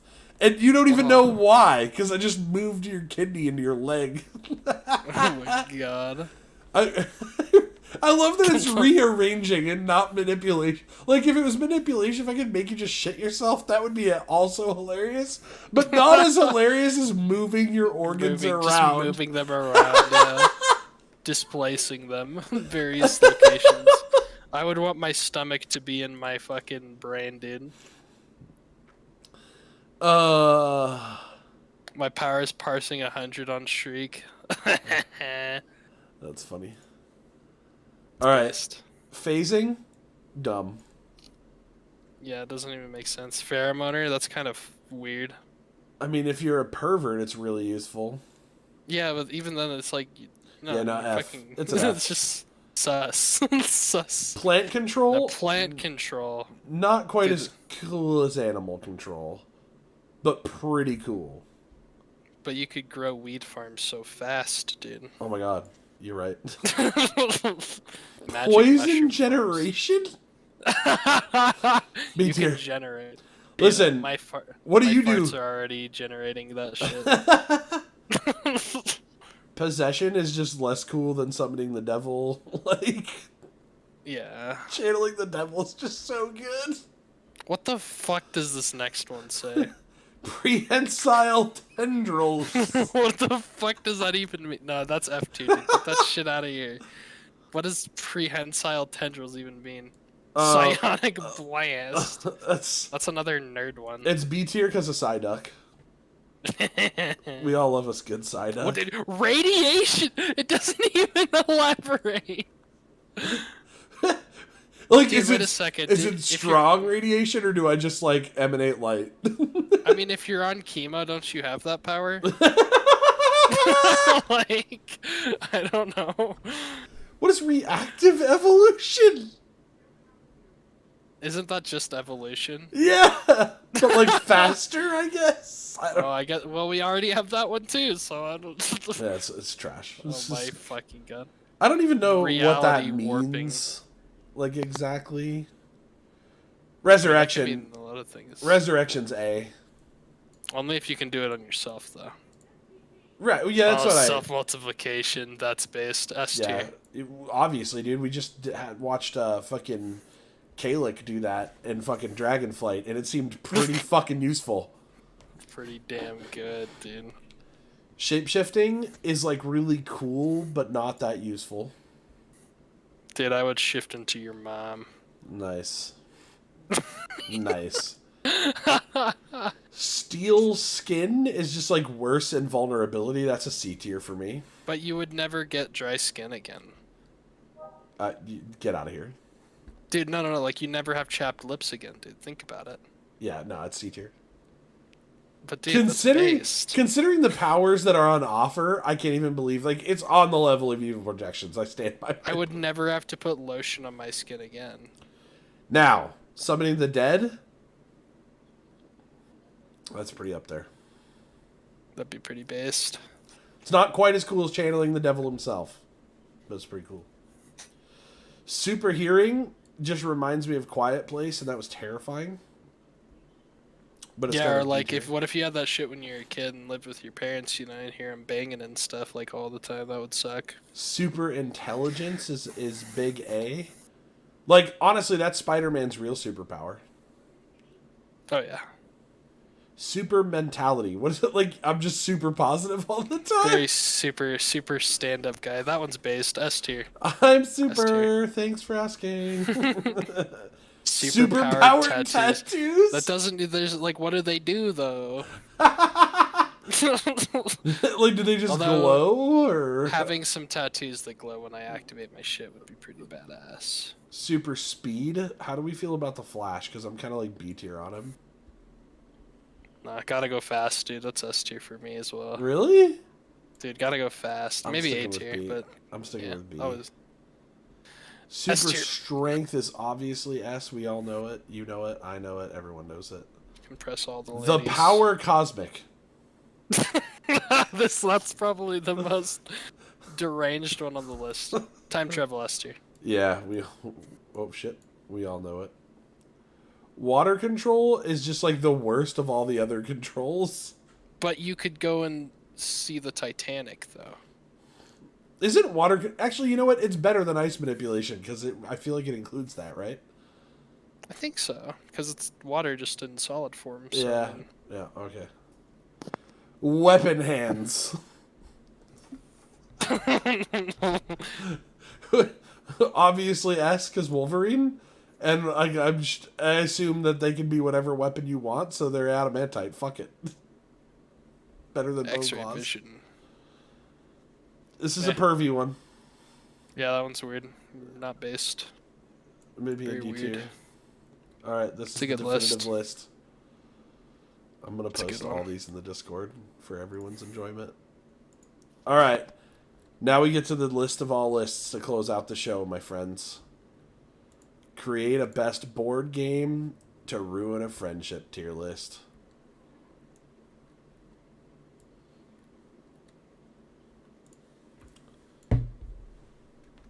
I like that they included a haven't played category. Okay, so I think in general the way to rate this list is how effectively does it ruin friendships? Of course. And then also on top of that, how good is the actual game? Like, do you feel good about ruining your friendships? You know what I mean? Mm-hmm. Yeah, Like, like were you justified? Were you justified in doing so?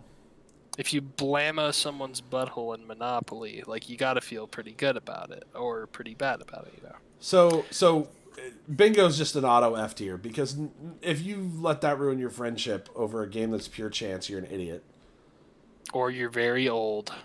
And it's also terrible of a game. It's not fun. It's very boring. Well, yeah, but you're not Unless gonna be you're- saying that shit when you're a geriatric, dude. You're gonna be loving that shit. Oh, I've You're played gonna be eating it up. bingo like at the bar when I was drunk, and then it's kind of fun because I'm drunk. But that's about Right, it. and so when you're old, dude, you're gonna be loving that shit, dude. I telling don't you. know what that is, so that's just unplayed. I also don't know Yeah. what that is. I can't tell either. Monopoly Deal. I think this is that shitty card game they tried to make. Yeah, we could put that in F tier because who gives a fuck? Yeah. Ticket to Ride. Did you play this? I haven't played that one. Is it good? I haven't really heard. I There's also gonna don't be know a lot about, of these I haven't played. Yeah, I don't know about this one. Millie Borns? Millie whatever. Burns. Ligretto? Ligretto. I never I've played not that. played Ligretto. All right, Exploding I Kittens. have played this one. I have also I seen think this some. one's. I've seen some good. I think this is a solid B tier because I've seen some arguments break out, but like no one's gonna take it to the bank because it's still just a fun game. It's like really fun, but I don't think it's like friendship ending fun. Right, it's a very neutral game. You're not gonna be at each other's throats at the end of the night. What is this? I can't really tell. Can't tell either. Kind of looks like a magic trick. That's Oh. that's S tier if it is a magic trick. Oh yeah, true. I don't know what this is. Is either. that Catan? I No, can't tell. because Settlers of Catan's on here. I saw it last time I was here. That's over here. Oh, interesting. Okay. Othello. Othello. Honestly, That's A tier. it's A tier because I remember the first time my friend finally convinced me to play it, and then I was like, "This game is fucking bullshit." Oh yeah. Yeah, the game It, will ruin like- your friendship just because the Because game they sucks so bad. because they made you play it. Exactly. That shit's it's next level. It's next level. I'm nature. sorry your parents bought you this shitty game, but I don't want to play. Oh my god, dude. Yeah. Seven shit's- Wonders. I never played I that. played that one. All right, Mad Gab. Mad. I'm gonna go Mad D Gab. tier. Because, like, it Yeah. won't really ruin your friendship. It's just, like... It gets old fast. It's not even fun, really. Like, compared to other word games. Right. Yeah. I agree. Now, I don't think catchphrase. anybody... Catchphrases. We have another A tier.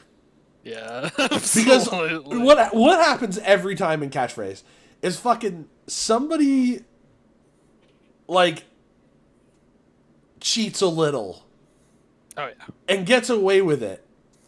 But then one person catches it. And then it's And then an fucking argument hanger over time. whether or not you should score that point happens. And before you know it, everyone's throwing fists. Oh, yeah. Oh, yeah. We have our first S, ladies and gents. Wait, I can't see that one. It's Stratego. I actually have not played that one. Oh my god. When you find out you have tried to defeat your friend and they surrounded their fucking 10-piece or whatever the one is that wins the fucking game and they like have perfectly placed bombs and shit. Oh my god. Is it similar to Battleship? No. So it's like here, I'll show you. Stratego game. Yeah, that. Images. Okay, this is it. So, like, each one Oh, of I've these... seen this before. Yeah. So, like, your flag is, like, your winning piece, right? But somebody will, like, line up... Like, they'll put the flag in, like, this corner, surrounded by bombs with just, like, a 10 over here. Just roaming. And it's just like, fuck you. And, like, the whole thing's a ruse because, like, all their strong pieces were over here and all their weak pieces were here. So you're thinking, like, oh, it must be over here. And you go try to break down this fortress and no, their flag's just surrounded by fucking bombs. Oh my god. Oh my god, I've never been more mad at somebody for their fucking game in my life. Never played that game. Yeah, that's a rough one. I don't know what this is. Yeah, no clue. Maybe if we do this, That might help. still not useful.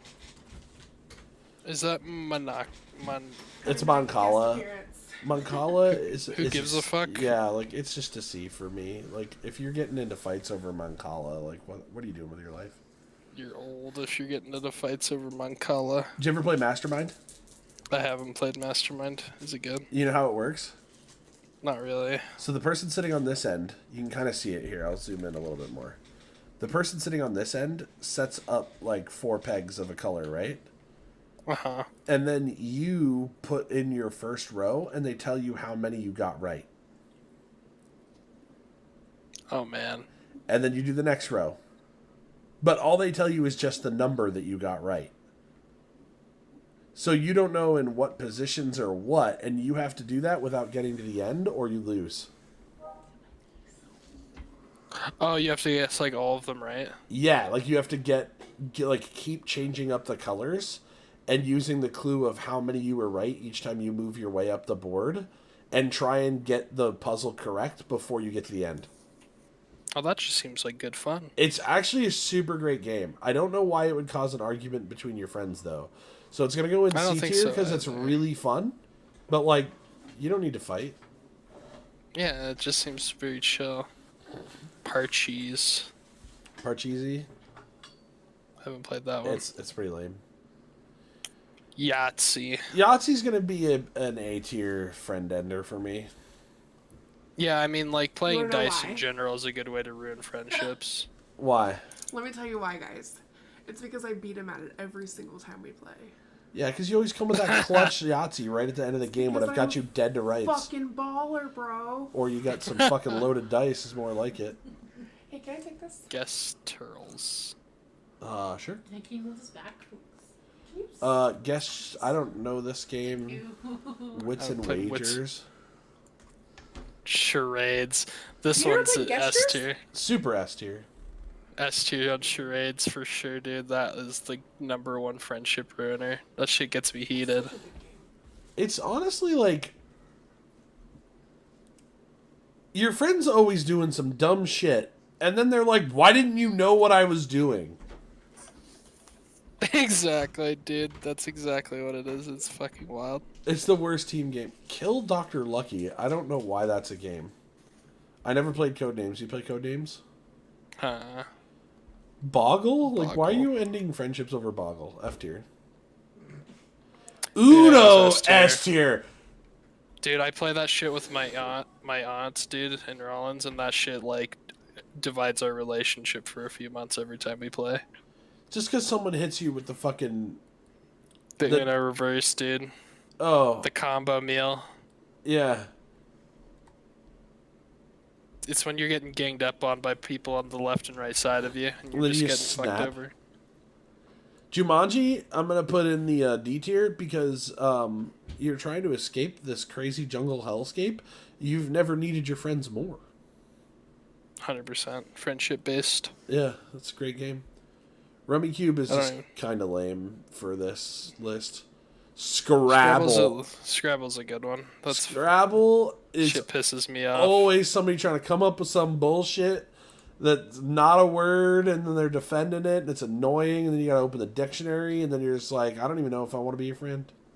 We now have the quintessential friendship ruiner. The king of friendship ruiners. That one's the king because it's too real, dude. It's Too true. real. It's a commentary on society. Monopoly's fucked, dude. It's also a friendship ruiner because if you're really good at it, You're probably a piece of shit. and yeah, like, well, I'm really good at it because I understand the game, right? And I'm going to make fun of you every time you buy a property that's dumb to buy, like a fucking railroad. Well, and then you're gonna like, I don't know. You'll have the self-realization that you might be part of the problem. Nobody ends friendships over Trivial Pursuit, right? I don't think so. Who gives a fuck? Yeah, that's a F tier one. Like, what are we doing? I don't even know what What this the shit fuck is this one? Yeah, get it Yeah. out of here. Blockus? I never really played. I've never played Chinese, Blockus either. Chinese checkers. This will end some friendships for sure. Only because no one knows the rules. Well, so there's that, and then you can also just like leave one of your dudes in there, and make it so somebody can't win, even though Oh, I forgot you about can take that. somebody down with you, dude. I did that to my grandpa one time when me and my little brother were playing with the grandparents, and he was pissed. What is this? That is, I don't know. Who cares? I was gonna say checkers. but I Spot don't it. think so. Okay, we have another quintessential friendship ruiner. Actually, no. I don't I'd say think it's so. B tier. I think I it's think B-tier. people have more respect for each other after Yeah, they play chess. chess is a gentleman's game. I agree. never Checkers played on a the other hand, Zool. if that one. Connect 4 is a friendship ruiner, 100%. Yeah. 110, dude. That game ruins lives. Fuck that game. Dixit, don't know this one. Small World, Never played that one. never played this. Never played- Taco Brazil. Dude, there's so many card games. Operation, I don't really feel like you end your friendship. You just That was a game you played with your friends when you were like fucking 8 years old, dude. Yeah. That shit didn't. Crossfire was bad. No one should have played it. I'm putting it in the F tier. That's fine. Kerplunk, boring. Never didn't want to play it. Don't know about this. Jenga. I don't think Jenga's- people ruin friend. Do they really ruin friendships over Jenga though? It's like a cooperative. You remember game Up now. Down? Well, yeah, but like, I've seen some real drunken friendships get pretty close to ended over big Jenga. I'll go B tier on it. yeah, because I feel like I don't know. It's like a cooperative experience. It's not that bad. Guess who is right next to Monopoly? Because your friends fucking lie. Yeah. You know exactly what you always had that friend that yeah, was dude. fucking lied. The They're like, bad no, I fucking did say bastard. that. No, you fucking didn't. Trouble is just too childish. Like, why are we at? Yeah, I don't know what this is. Skipbo I've only played like a handful of times, and I don't I haven't played I that don't find one. it particularly enjoyable. Wait a second. Is that Mousetrap? Oh my god, Mousetrap is just a jam, dude. It's A for fun because it would be S for fun, but there's Oh, no way yeah. you're ending a friendship over that. The game's too fun. You're just having a good time playing. His Mousetrap's the shit. Now, sorry on the other hand. That game's a fucking bastard, dude. It's I don't the know. Satan. I don't think anybody's lost any. Well, maybe earned some like sexual harassment lawsuits over Twister, but I don't think it ended any friendships, did it? It depends on how seriously I your guess friends that's take yeah. sexual harassment. Twister's probably got some people in some fucked up situations, but But it, like, it's a banger though, because it also got you in the fucked up situation you were trying to get in with that one girl. exactly. Twister's a banger of the game, quite literally. We got another S tier friendship. Oh ruiner. This my one's- god, the king of There's so friendship many ruiners, good- Battleship. Some good friendship ruiners. I don't here. even know how to rate the top of this list anymore. Yeah, I think it's probably worse than Sorry for sure, but Who the Elect- fuck? Yeah, Yeah, who what the cares? fuck are some of these games? Life. Dude, Honestly, life's just it's just it- not a it good kind of- game. yeah, it's a little too real and kind of just makes everyone depressed. Yeah. I don't know what this I don't shit even know what is. this shit is. Guillotine is a game? I feel like I've played that before. Good old Axis I and can't- Allies. I didn't play that since I was a kid, so I can't really remember it. I don't remember Apples to Apples that well, but Apples to just Apples meh. is basically like PG rated Cards Against Humanity. So like one person plays a card in the middle, and then everybody tries to play their best card to match it.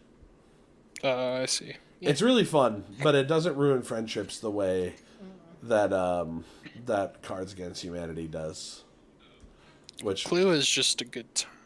Oh yeah, is it quite S? I don't think it's on. It I gets think so it's probably A tier. It's so fun It is a lot of that fun. like we can usually look past our differences. I can't look past my differences in this whole list. Well, normally you're playing it drunk too, so I mean, That's true too. Yeah, you just you got to think about that. Clue. Clue. I don't Once- think Clue really. Once again, a really great game, so it gets But high yeah, no- marks. But it's you're Nobody not mad runs. about it. Yeah. Now It's this like a game, cooperative game. Yeah, that's another S. games for nerds, but yeah, it's definitely. It's above friendship ender. charades. Yeah, it's so It's a many lot fights. of damage. Checkers. Checkers also pisses people off. Yeah, there's a lot of friendship. Poker, no, that's a gentleman's game. Okay, Yeah, that belongs next to chess somewhere, I think. I agree. Risk. I haven't played enough Risk. I'm gonna tell you why this one's super S. Maybe the king. Because Oh boy. Bling Fox beat me and Corey in 4 fucking turns flat. The game that is supposed to be the longest board game ever, he literally took over the world in 4 complete turns. How did he do that? I don't know, but I'm still mad about it like 15 years later. He's It's a good game though. He's a fucking asshole. Fuck you, John, if you're watching. Why did This they have is- another Catan? Yeah, I don't know. It's dumb. I never played this. Another Yeah. charades. This was a dumb game. This is just don't play this. Isn't it like Operation? No, it's literally like a worse Trivial Pursuit for like kids. Oh. I don't know why Dumb. this was on here twice. King of Tokyo? What the fuck? Mexican Train Dominoes. Munchkin's really fun. It's really fun. It's not a friendship ender. Definitely not, but it's a lot of It's fun. it's A tier for fun. Now, The Oregon Trail. the card game. I've never played the card game. This is going in S tier because once again, the reason it ends your friendship is because your friend made you play that shit. And you thought it was going to be fun, like actual Oregon Trail. And then you find out this game is trash. It's garbage.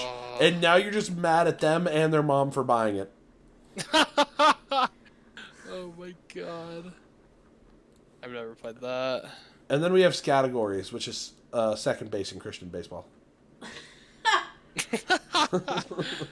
Holy moly, dude. That's not too bad. It's a pretty good list. You know, if you really want to start an argument, I think Lord of the Rings would be the fastest way to start an argument between us. If that's what you're trying to do. No. Because I guarantee you we'll have some disagreements there. For sure, for sure. All right, we'll wrap. This is the real one we're gonna wrap on right here. Oh boy, yeah. I can't Just not trying to do start this. Some arguments. I can't not do Just this. trying to get it started. The Dreamcast belongs in D tier. Nobody gives a fuck about the Dreamcast. I think we agree with that. There is no such thing. Is there an F tier console? No, because you're gaming, dude. It's true. You're gaming, you're having a good time. Yeah, I think so. GameCube's S tier. Get out of here. Get out of here. Get out of here. No. Least based take. First of all, Not based. that's my hairline. Well, me too, but like that doesn't. Oh no. Let's If anything, that should put it in D tier for you, dude. just do this really quick so I can prove to the internet you're so wrong. Top 25 GameCube games all time. Okay, we're gonna use IGNs, and then we're gonna find IGNs of the other one. Top 25 N64 games. Oh boy. GameSpot. No, IGN. We're going to use the same source on both. Okay. 25. Already starting with a problem. No one's fucking heard of that. And this game's a banger. Yeah. That's rough for you. Hey, Wario, where's a good time? Okay, yeah. Pokemon Stadium, the Yeah. sequel, was so good. Yeah. No, I'm losing the Okay, well, no, okay. Yeah, no, you lose this one. I lose this one. Pound for pound, Luigi's Mansion's got your ass. Beyond Good and Evil is not that good. I've heard it's good. I haven't played it, though. So I can't really This say is about also not that good. So... I was about to say, I think both lose this one. Skies of Arcadia is a banger, dude. It is a banger. That definitely beats Beetle Adventure. Yeah, Racing. alright, so we're 2-2 right now. 2-2. Killer 7's I've never- trash compared to 1080 Snowboarding. This one is not even close. 1080 Snowboarding was like easily in my like top 10 most fun that I had on the N64. I don't think I played either of the You games, unlocked actually. a snowboard that was a penguin. That's pretty based. Okay, yeah. So 3 to Yeah. 2 to 3. All right. 2 to 3. Okay. That's Come on now. that's pretty tough to deal with. Come on now. Oh, that's Yeah, an yeah, L. you already That's knew an this. L. Yeah, that's not a winner for you. That's for sure. Okay. Oh. Get wrecked. I think Metal Gear still wins here. Metal Over Gear is- Mario Kart. Are you high? Over Mario Kart 64? Absolutely, dude. Mario Kart 64. You're high. It's a close I'm battle, gonna tell but no- you. I'm gonna tell you right now that you could drive down to not Mayhem. You could drive down to Uptown in downtown Des Moines right now at 10 o'clock at night on a Friday night, and there will be 4 people with a line of 5 other people waiting to play N64 Mario Kart Yeah. today. Yep. Right, but what is the better experience, You're wrong. Alex? You're Oh wrong. my God. You're 3 to wrong. 4. 3 to 4, fine. No, Metroid Prime wins here. Don't even fucking try this shit. I Diddy was, Kong as Racing's much as shit. I love Diddy Kong Racing, you're right. Metroid Prime was so good. I've never played Ikaruga. This is an L for yeah, you. yeah, that's an L for me. I think we're 4 to 5 right now. That's another L. We're 4 to 6. It's not like a big L, but yeah. But it's an L. Yeah, 4 to 6. Beautiful Joe was cool, but Yeah, it wasn't Mario Party's Party just- 3. Mario Party's just better. 4 to 7. Okay, get the fuck out of here. Get the fuck out of here with your Orgo Battle bullshit, dude. Paper Mario, dude. 5 to 7. I One agree. of the best games of all time. I deserve 2 points for that shit. Come on No. I'm We just- ain't playing it like that. now. I'm just goofing. Fire Emblem wins here. I was gonna say, like, sneakily, Mario Golf is actually very fun, Yeah, but It was- it's like but it's not Fire Emblem. Was It's not Fire. That is like, 6 to 7. oh, I lose hard. So yeah. Yeah, get Oh, outta here. it's been tied. It comes down to the 7. top 10 list. It's Mario Kart Double Dash. Come No, on. it is not. Shut your absolutely- whore it mouth. absolutely No, is. listen to me. Listen to me. If I could even describe to you the amount of hours I sunk into Rogue Squadron. It is. But It is. Mario- Rogue Squadron was the first time you got to play a Star Wars game that like actually made you feel like you were doing Star Wars shit. It was so you got to do the Battle of Hoth. You got to literally attach a cable, fly in circles around an AT-AT, and drop that fucker to its But knees. you are contending with one of the greatest Mario Kart games of all time in a long and you're series. and of you're games. contending with like easily one of the top 3 Star Wars games of all time. I think it's a tie. It's a push. I can't Okay, it's a just push. give this to you. It's a push. That's fine. That's So- actually hilarious to me. Well, it looks like I just beat you now. No, that's fair. That's how we're playing it. 8 to Pikmin 7. 2, the better one, but it doesn't beat that. Yeah, probably not. But No? like Pikmin 2 is really It was good. super good game. We're back to even. 8-8. This is gonna be a whoa. How do you Yeah. pick this? It's Super Mario Sunshine. The original Paper Mario isn't good enough to beat Super Mario Sunshine, in my Yeah, opinion. you're right. All right, so you're up by 9-8. 1, and Oh, we're this is even another- again. God damn it, dude. Imagine putting Animal Crossing Damn, up against Mitchell, Star Anim- Fox 64. It's a- Oh, it's it's a a big big L. L. That's fucking rough. Ooh. Oh, dude, no way. Okay, get out of here. Ooh. No. Legend of Zelda Twilight Princess is like... You were biased. You love I might be willing to give you a push for this, but no way does this... It's a push. Legend of Perfect Zelda Dark Twilight- was sneakily like. That's one of those where it's like what GoldenEye did well, Perfect Dark did amazing. You know what I mean? Like that game was so good. It's like the Yeah. unsung hero of that console. So good. This is gonna be So a tough we're one. still even. This is gonna be. Oh, there's no way you I'm can. gonna You have can't. to give you this one. Yeah, you can't. Banjo Kazooie is a fucking all-time banger. 9 to 10. Okay. Okay, whatever you got next, it better be fucking... Oh, this is a tough one for you. It's Melee. It's Melee all the way. Melee has created single-handedly one of the most passionate communities in the world, and while If- Majora's if- Mask is a Well, it's good tough game... one, If period. this had been, the other Ocarina one, of Time. Ocarina of Time, then it would have then been you a would've won. push. Yeah. It would It have been a would've push. probably, yeah. Yeah. We're even again, though. Oh, you better have a good one. Whoa! How do you go up against the greatest fucking single-player video game basically Yeah, ever of all that's- time, bro? Like, Can't win that one. Nah, I you already know what can't. your next one's gonna be, though, so I'm pretty sure I lose. Yeah, fucking yeah. Yeah.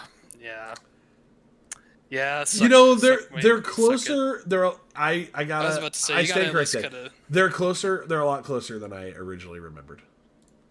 Oh yeah. So- you gotta put a game to at least. It's at the end of yeah, S. Exactly. There we go. And you know what? We'll just keep going with the Nintendo Suite because original Nintendo's a banger. Nintendo just does shit right, dude. I don't know what else to say. It They do really is. right. PS1, we gotta be fair. Yeah, it's not really. It the was sauce. inventive. It was really cool. It had too many problems, and the games just weren't there yet. But then we had, Yeah. this guy. Yeah, I would. Yeah. It had too many It's Final it's Fantasy games on it. honestly tempting to even say it's better than the N64, but I mean, at that point you're just. splitting I was about hairs. to say no. The PS2 didn't have Mario 64. Okay, Nintendo let's is be not realistic the first here. one? Original Nintendo? Yeah. Oh, you clearly do not understand how good N64 was. No, I don't, I guess. It's the best one. It is so like original Nintendo was great for its time, and like we all grew up on it, right? Like Yeah. love it. I loved it. Well, he didn't because he's young, but I did play it though. but he did play it. The N64 made me realize that anything was possible in video games.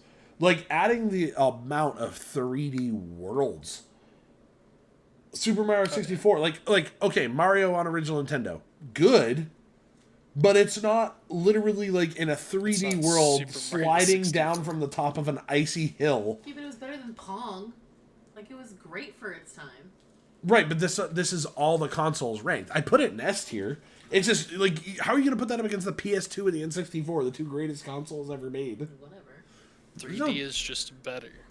PS3, This A tier. I think time didn't do this one very well. Because I'm comparing it to the Xbox 360 and the Wii, which were its #1 competitors, and this was by far like the best. Like I liked that they didn't go to like the paid for online system like Xbox did. Xbox 360 got away with it, even though they were the better console. But yeah, no, I agree with this take actually. All the homies were playing Xbox 360. it had the better played PS exclusives. It just if you- did. Yeah, if you played PS3 in school, you got made fun of. So yeah, I guess this is. Oh, I guess, but when we get to the next generation, PS4 is A tier. it changes the story because I think PS4 is A and Xbox One is C. C. Yeah, like Yeah, it just it's was not. trash. It was not the bee's knees. Now the PS5 belongs into the you can't actually play this console category because you can't, can't actually afford get it. a PS5 Or afford it. Yeah, it's you can get it it's from a C tier scout right though, now? I guess. But yeah, I'm gonna go A on a Genesis. they had some good games. They had some They really good games. It got held back by its controller because everything else at the time came out with a better controller. And Nintendo, but yeah, Yeah, Super Nintendo. Did It's anybody hard. care that much about this one really? yeah. I didn't really play this one, so I don't know. How about A Link to the Past? Yeah, I played that shit on the Game Boy though. I never got to play it on the Super Nintendo, so Super Oh, Nintendo. flippers. Super Nintendo was a banger. the It Nintendo really- Switch. S tier for me. I don't. When have you been able to play like actual console games like on the go? Like that. Actually, yeah, it's A tier because of the hardware problems, but other than that, it's got some banger games. It and does you have. can take Yeah, it on the go. it's really good, but I don't think it's as good as these. But Johnny, this is what I have to ask you: have you played Mario Kart with a friend on an airplane? No, I can't say that I have done that. Okay, That's see, actually that- dope. that's pretty cool. That's why. That's really cool. I want to be your friend. Dude, we gotta go on an airplane ride and play some Mario Kart. You know it. I know it. Okay, no. No. I will not let you disrespect the Wii U. No. This is violent. Come on, Okay, dude. the Wii U had some killer exclusives. Listen okay? to this and that's what Nintendo knocks- fanboy. Listen to this Nintendo fanboy No, defending a dude. terrible Super Mario Maker, dude. That shit was fire, dude. And then like, they had some really good HD remakes and shit. They had a lot of good exclusives. Okay, it's not D tier. It's at least C tier. It had so many problems. I didn't like. I had like. Did you actually have a Wii U? Be honest. No, I had a friend that did. Okay, I had a Wii U, and I can confirm that while it wasn't the greatest of all time, console-wise, it had some very good games. So good that they ported them over to the Switch. So it's like, no, not B tier, C tier for sure. Because it preempted the Switch, I'll move it up from D. It's not Dreamcast level. It paved a way. Exactly. Yeah. Once again, I don't feel like we know enough about the Series X yet. Yeah. Original The Xbox? had Halo on it. I It's an mean, S. you don't really have to say more than that. It's It an had S. Halo on Like, it's a it. fucking S. This thing was so good. Did anybody give a fuck about the Sega Saturn? No, it's right down there. Dreamcast. There's a reason why you died, Sega, and this is the reason. Sorry. You started off super strong, and then you crashed and burned. Oh yeah. It's tough times. Tough times to be a Sega employee. I cannot believe I just fucking draxed you like that on the N64 debate. We were pretty close though. We were close. I was actually surprised how close it was. I kind of want to do now that just because. Let's do the same exercise to close out the stream with the PS2. PS2 versus N64. I'd be interested. I'm I'm too curious. Oh boy. I'm gonna go out on a limb and guess that N64 takes the W here, but it's hard to say. Because I mean, the PS2 just has the Final Fantasy games, which really that's all you need to take home a W. There's so many of them. All right. Boy. All right, here we go. So we got Banjo Tooie versus. Banjo Tooie takes this one. Yeah. Oh god, PS2 is gonna lose. SSX Tricky was really good though. I just saw it's the not next Banjo game on the Tooie. list. Yeah, how do you beat? Oh, dude, yeah, no, dude. No, the you're gonna- original 2K series was so much better before it became Madden. Madden fucked it up. But Pokemon John, I don't know. I can't. No. This is a L. This is a 2-0. We can agree with that. Blast Corps versus Maximo. I have not played Maximo Ghosts to Glory. It's okay. I think this is a push. I don't think we can really. Yeah, push this one. Disgaea Also- Hours of Yeah. Darkness. Also a push because who cares about either of these games? Yeah. Beetle Adventure Racing versus Sly Cooper? Okay, Alright. well, that's a 2-1. That's a 2-1. 1080 snowboarding is gonna be tough to beat. Ooh, this is a close one. This is a classic. I mean, I'm biased towards turn-based RPGs, so I'm already giving it to Dragon Quest, but I'm willing to hear the argument. It's so Because tough because you these can't snowboard on a penguin, so yeah, like these two are so different, and like the cool thing about 1080 was it was just so like for its time, like it was so detailed, and there was like 10 different courses and so many little hidden things you could do, and you slowly got unlocked better and better borders and better boards, so you got faster and better, and it had like a progression system. It was pretty advanced for its time, and then you got the penguin, and then you could just go breakneck speed and beat everything. It was awesome. but you can't slay slime monsters in that game. But that is true. So I think this is a 2-2. I think we're at 2-2. PlayStation. 2-2. PlayStation making a comeback. WWF No Mercy. It was really good. Katamari Damacy, I fucking love that shit. Yeah. Yeah. I think that's a 2-3 for me. That's a 2-3. All right. Okay, There's almost this'll be no interesting. imaginable game. Wow. I don't think Ratchet and Clank beats it for me. It but doesn't. It's It doesn't. It's But that was a close-ish. good attempt. We're back to 3-3. Diddy Kong Racing about to get his Yeah. yeah. Yeah, get that's that shit out of here. that's a 3 to That's 4. a 3-4 for sure. This is a toughie. This is a toughie. And no, it's not. That's a Yeah, I was about to 4-4. say, We no, just pulled no, even. 4-4 gold. Oh jeez. Whoa. Oh jeez. Don't you hate Guitar Hero though? I do. I can't ignore its impact. I hate Guitar Hero for personal dumb reasons. I think GoldenEye still wins here. Yeah, it's a better game. It's just 5-4. 5-4 for sure. Silent Hill's better than Mario Party 3. Come on. it is. That's a really good game. 5-5. 5-5. All right. 5-5. Ogre Battle 64. I can't believe they have that on their list this high. Ooh. Virtua Fighter. I don't think I've played Virtua. This is a Fighter. push. Yeah. They're both silly. Probably. Mario Golf. Oh, get the fuck out of here, dude. Are you kidding me? Mario Golf, dude. 5-6. 5-6. Enough said. Yeah. Enough said. And 5-7. 5-7. 5-7. Oh my god. The best Dude, Devil the- May Cry. Holy shit. That's a beatdown right there. It's unfortunate. Oh, what's gonna demolish my Rogue Squadron? Never mind, Rogue Squadron wins 6-7. 6-7. Wave Race Wave Race. versus wow, I gotta go Burnout 3 here. Yeah, I think that's a 6-8. Yeah, Uh, hard to imagine anything beating this, and it doesn't. yeah, 7-8. 7-8 for sure. Whoa. I've heard Prince of Persia is really good, but I actually haven't played it. I think Paper Mario would win though, just based on what I understand. I feel like if this was the sequel, I would agree.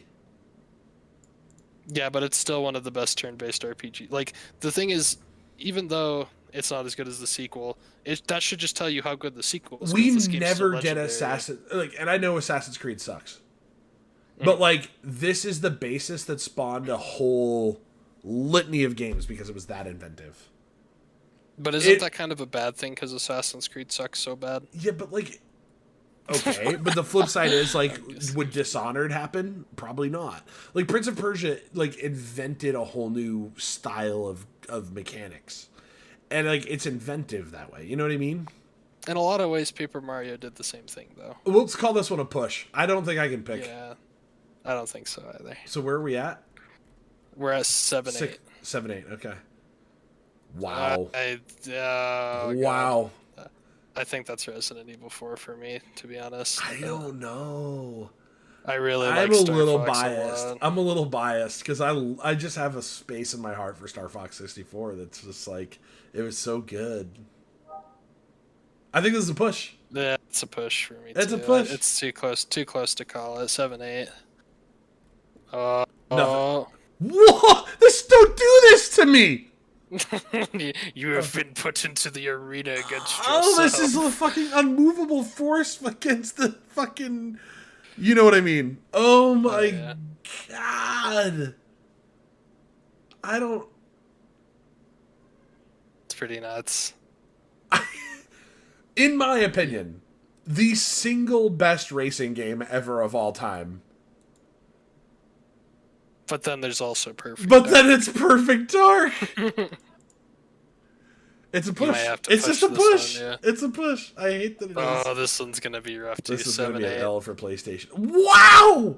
Oh my god, these are some bangers. I gotta be honest, as much as I love God of War, Banjo It's Banjo. It wins is. this, No, yeah. you're right. You're right. It's 8-8. 8-8. Too lovable. Too lovable. Comes of a down to game. the top 3 games. And It's Majora's Mask for me. Majora's Mask, yep. All right. So 9-8. 9-8, it's gonna be close. That's an L. That's an L for Shadow of the Colossus. I've heard Shadow of the Colossus is so good, but yeah, you Super don't beat good, Super but Mario come on, you 64. can't. This and then 10-8. like Well, yeah, I mean, sorry, Grand Theft Auto. I mean, you're against the impossible. I don't see. This is where I disagree with you. Against Ocarina of Time? Yep. You're high. I don't think you understand because you were too young to understand. This game blew, like, it wasn't imaginable for a game to be that crazy. Like, when we all found out there was a second island, we didn't believe games had the physical, like, size to be able to be that large. Yeah. How old is Liam? I'm 23. He's 23. That checks out. I understand where you're coming from, but, like, this was the dawn of open world. It's the first but open I think world. it's about what you fill it with. It's And, amazing. well, What do you mean? Well, sure, and it's not to say that it isn't, but there is not even a sliver of fat on Ocarina of Time. That game is perfect from start to finish. I will say that, perfect from start to finish, without any ounce of fat. And I feel the Whereas, like- exact same way about this game. But what about games where you just drive from one location to the other? Like, what about those missions where that's kind of like a small gripe? Okay, but they're done to drive a story, and they were It done doesn't to matter. like That's still take you through you- the open world. right. like- But you ride your horse in Ocarina of Time, and that feels like you're like that. That's not. There's not an ounce of fat on that because that's actually fun. They have mechanics in the game for the horse. You can jump fences. You don't think driving was fun in Grand Theft Auto 3? Trying Sure to it go was. breakneck speed in a Banshee into a fucking corner and then you like ram into traffic? Oh my god. I genuinely cannot think of like a time playing GTA 3 where like I wasn't having a great time. I don't know. I think we're too. I think it's a push if anything because I would agree with that. I both couldn't give ODub to. they are both like I will say this. Both are accurate. Both are yeah. without question the best game of their console. Oh, by far. Yeah. But it's just like the jump from here to here. We couldn't have imagined what was possible in games. It's quite impossible to overstate the impact of Rockstar North and Rockstar Games' first fully 3D debut of their traditional top-down gangster sandbox epic. Yeah, it's a way to put it. Went from being mostly linear, fairly confined experience to existing inside a virtual world. It just Yeah. no one knew it was possible. No one knew it was possible.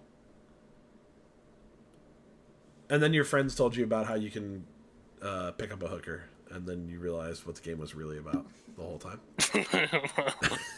Like when you steal your dad's porno mags. Oh, it was so good. This was a great way to end the stream. It was. Nothing gets me better than having heated debates about video games. I think what we learned is, without question, N64 best console ever. It's not even. It's not debatable. We did the objective measurement. We did an objective measurement. Bringing together the greatest minds of gaming. For objectively correct opinions. For objectively correct opinions. All That right. was fun. That was Had a a good lot of fun stream. with that. This was a good time. Thanks for coming, dude. Thanks for having me, dude. We should do these more. Well, you should do these more often for I'm shizzles. finally at a point that we can do. You like my background? I like that. I like that a lot. Yeah, Essie picked I like the that for cover me. of a book. It's almost Oh like no, Micah picked it for me. it's almost built like the cover of a book. Yeah. Based. Sam Harris based. All right, y'all. That's a We're not even gonna hit the ending music because I just feel like closing it down here. But this was a good time. I hope you enjoyed it. You got a bunch of objectively correct to your lists now, and hopefully learned something about what you should not say regarding opinions. now you all can have the right opinion. Yeah, it's correct. Now we showed you how to have the right opinion. You just look up the top 25 games list and then make arguments.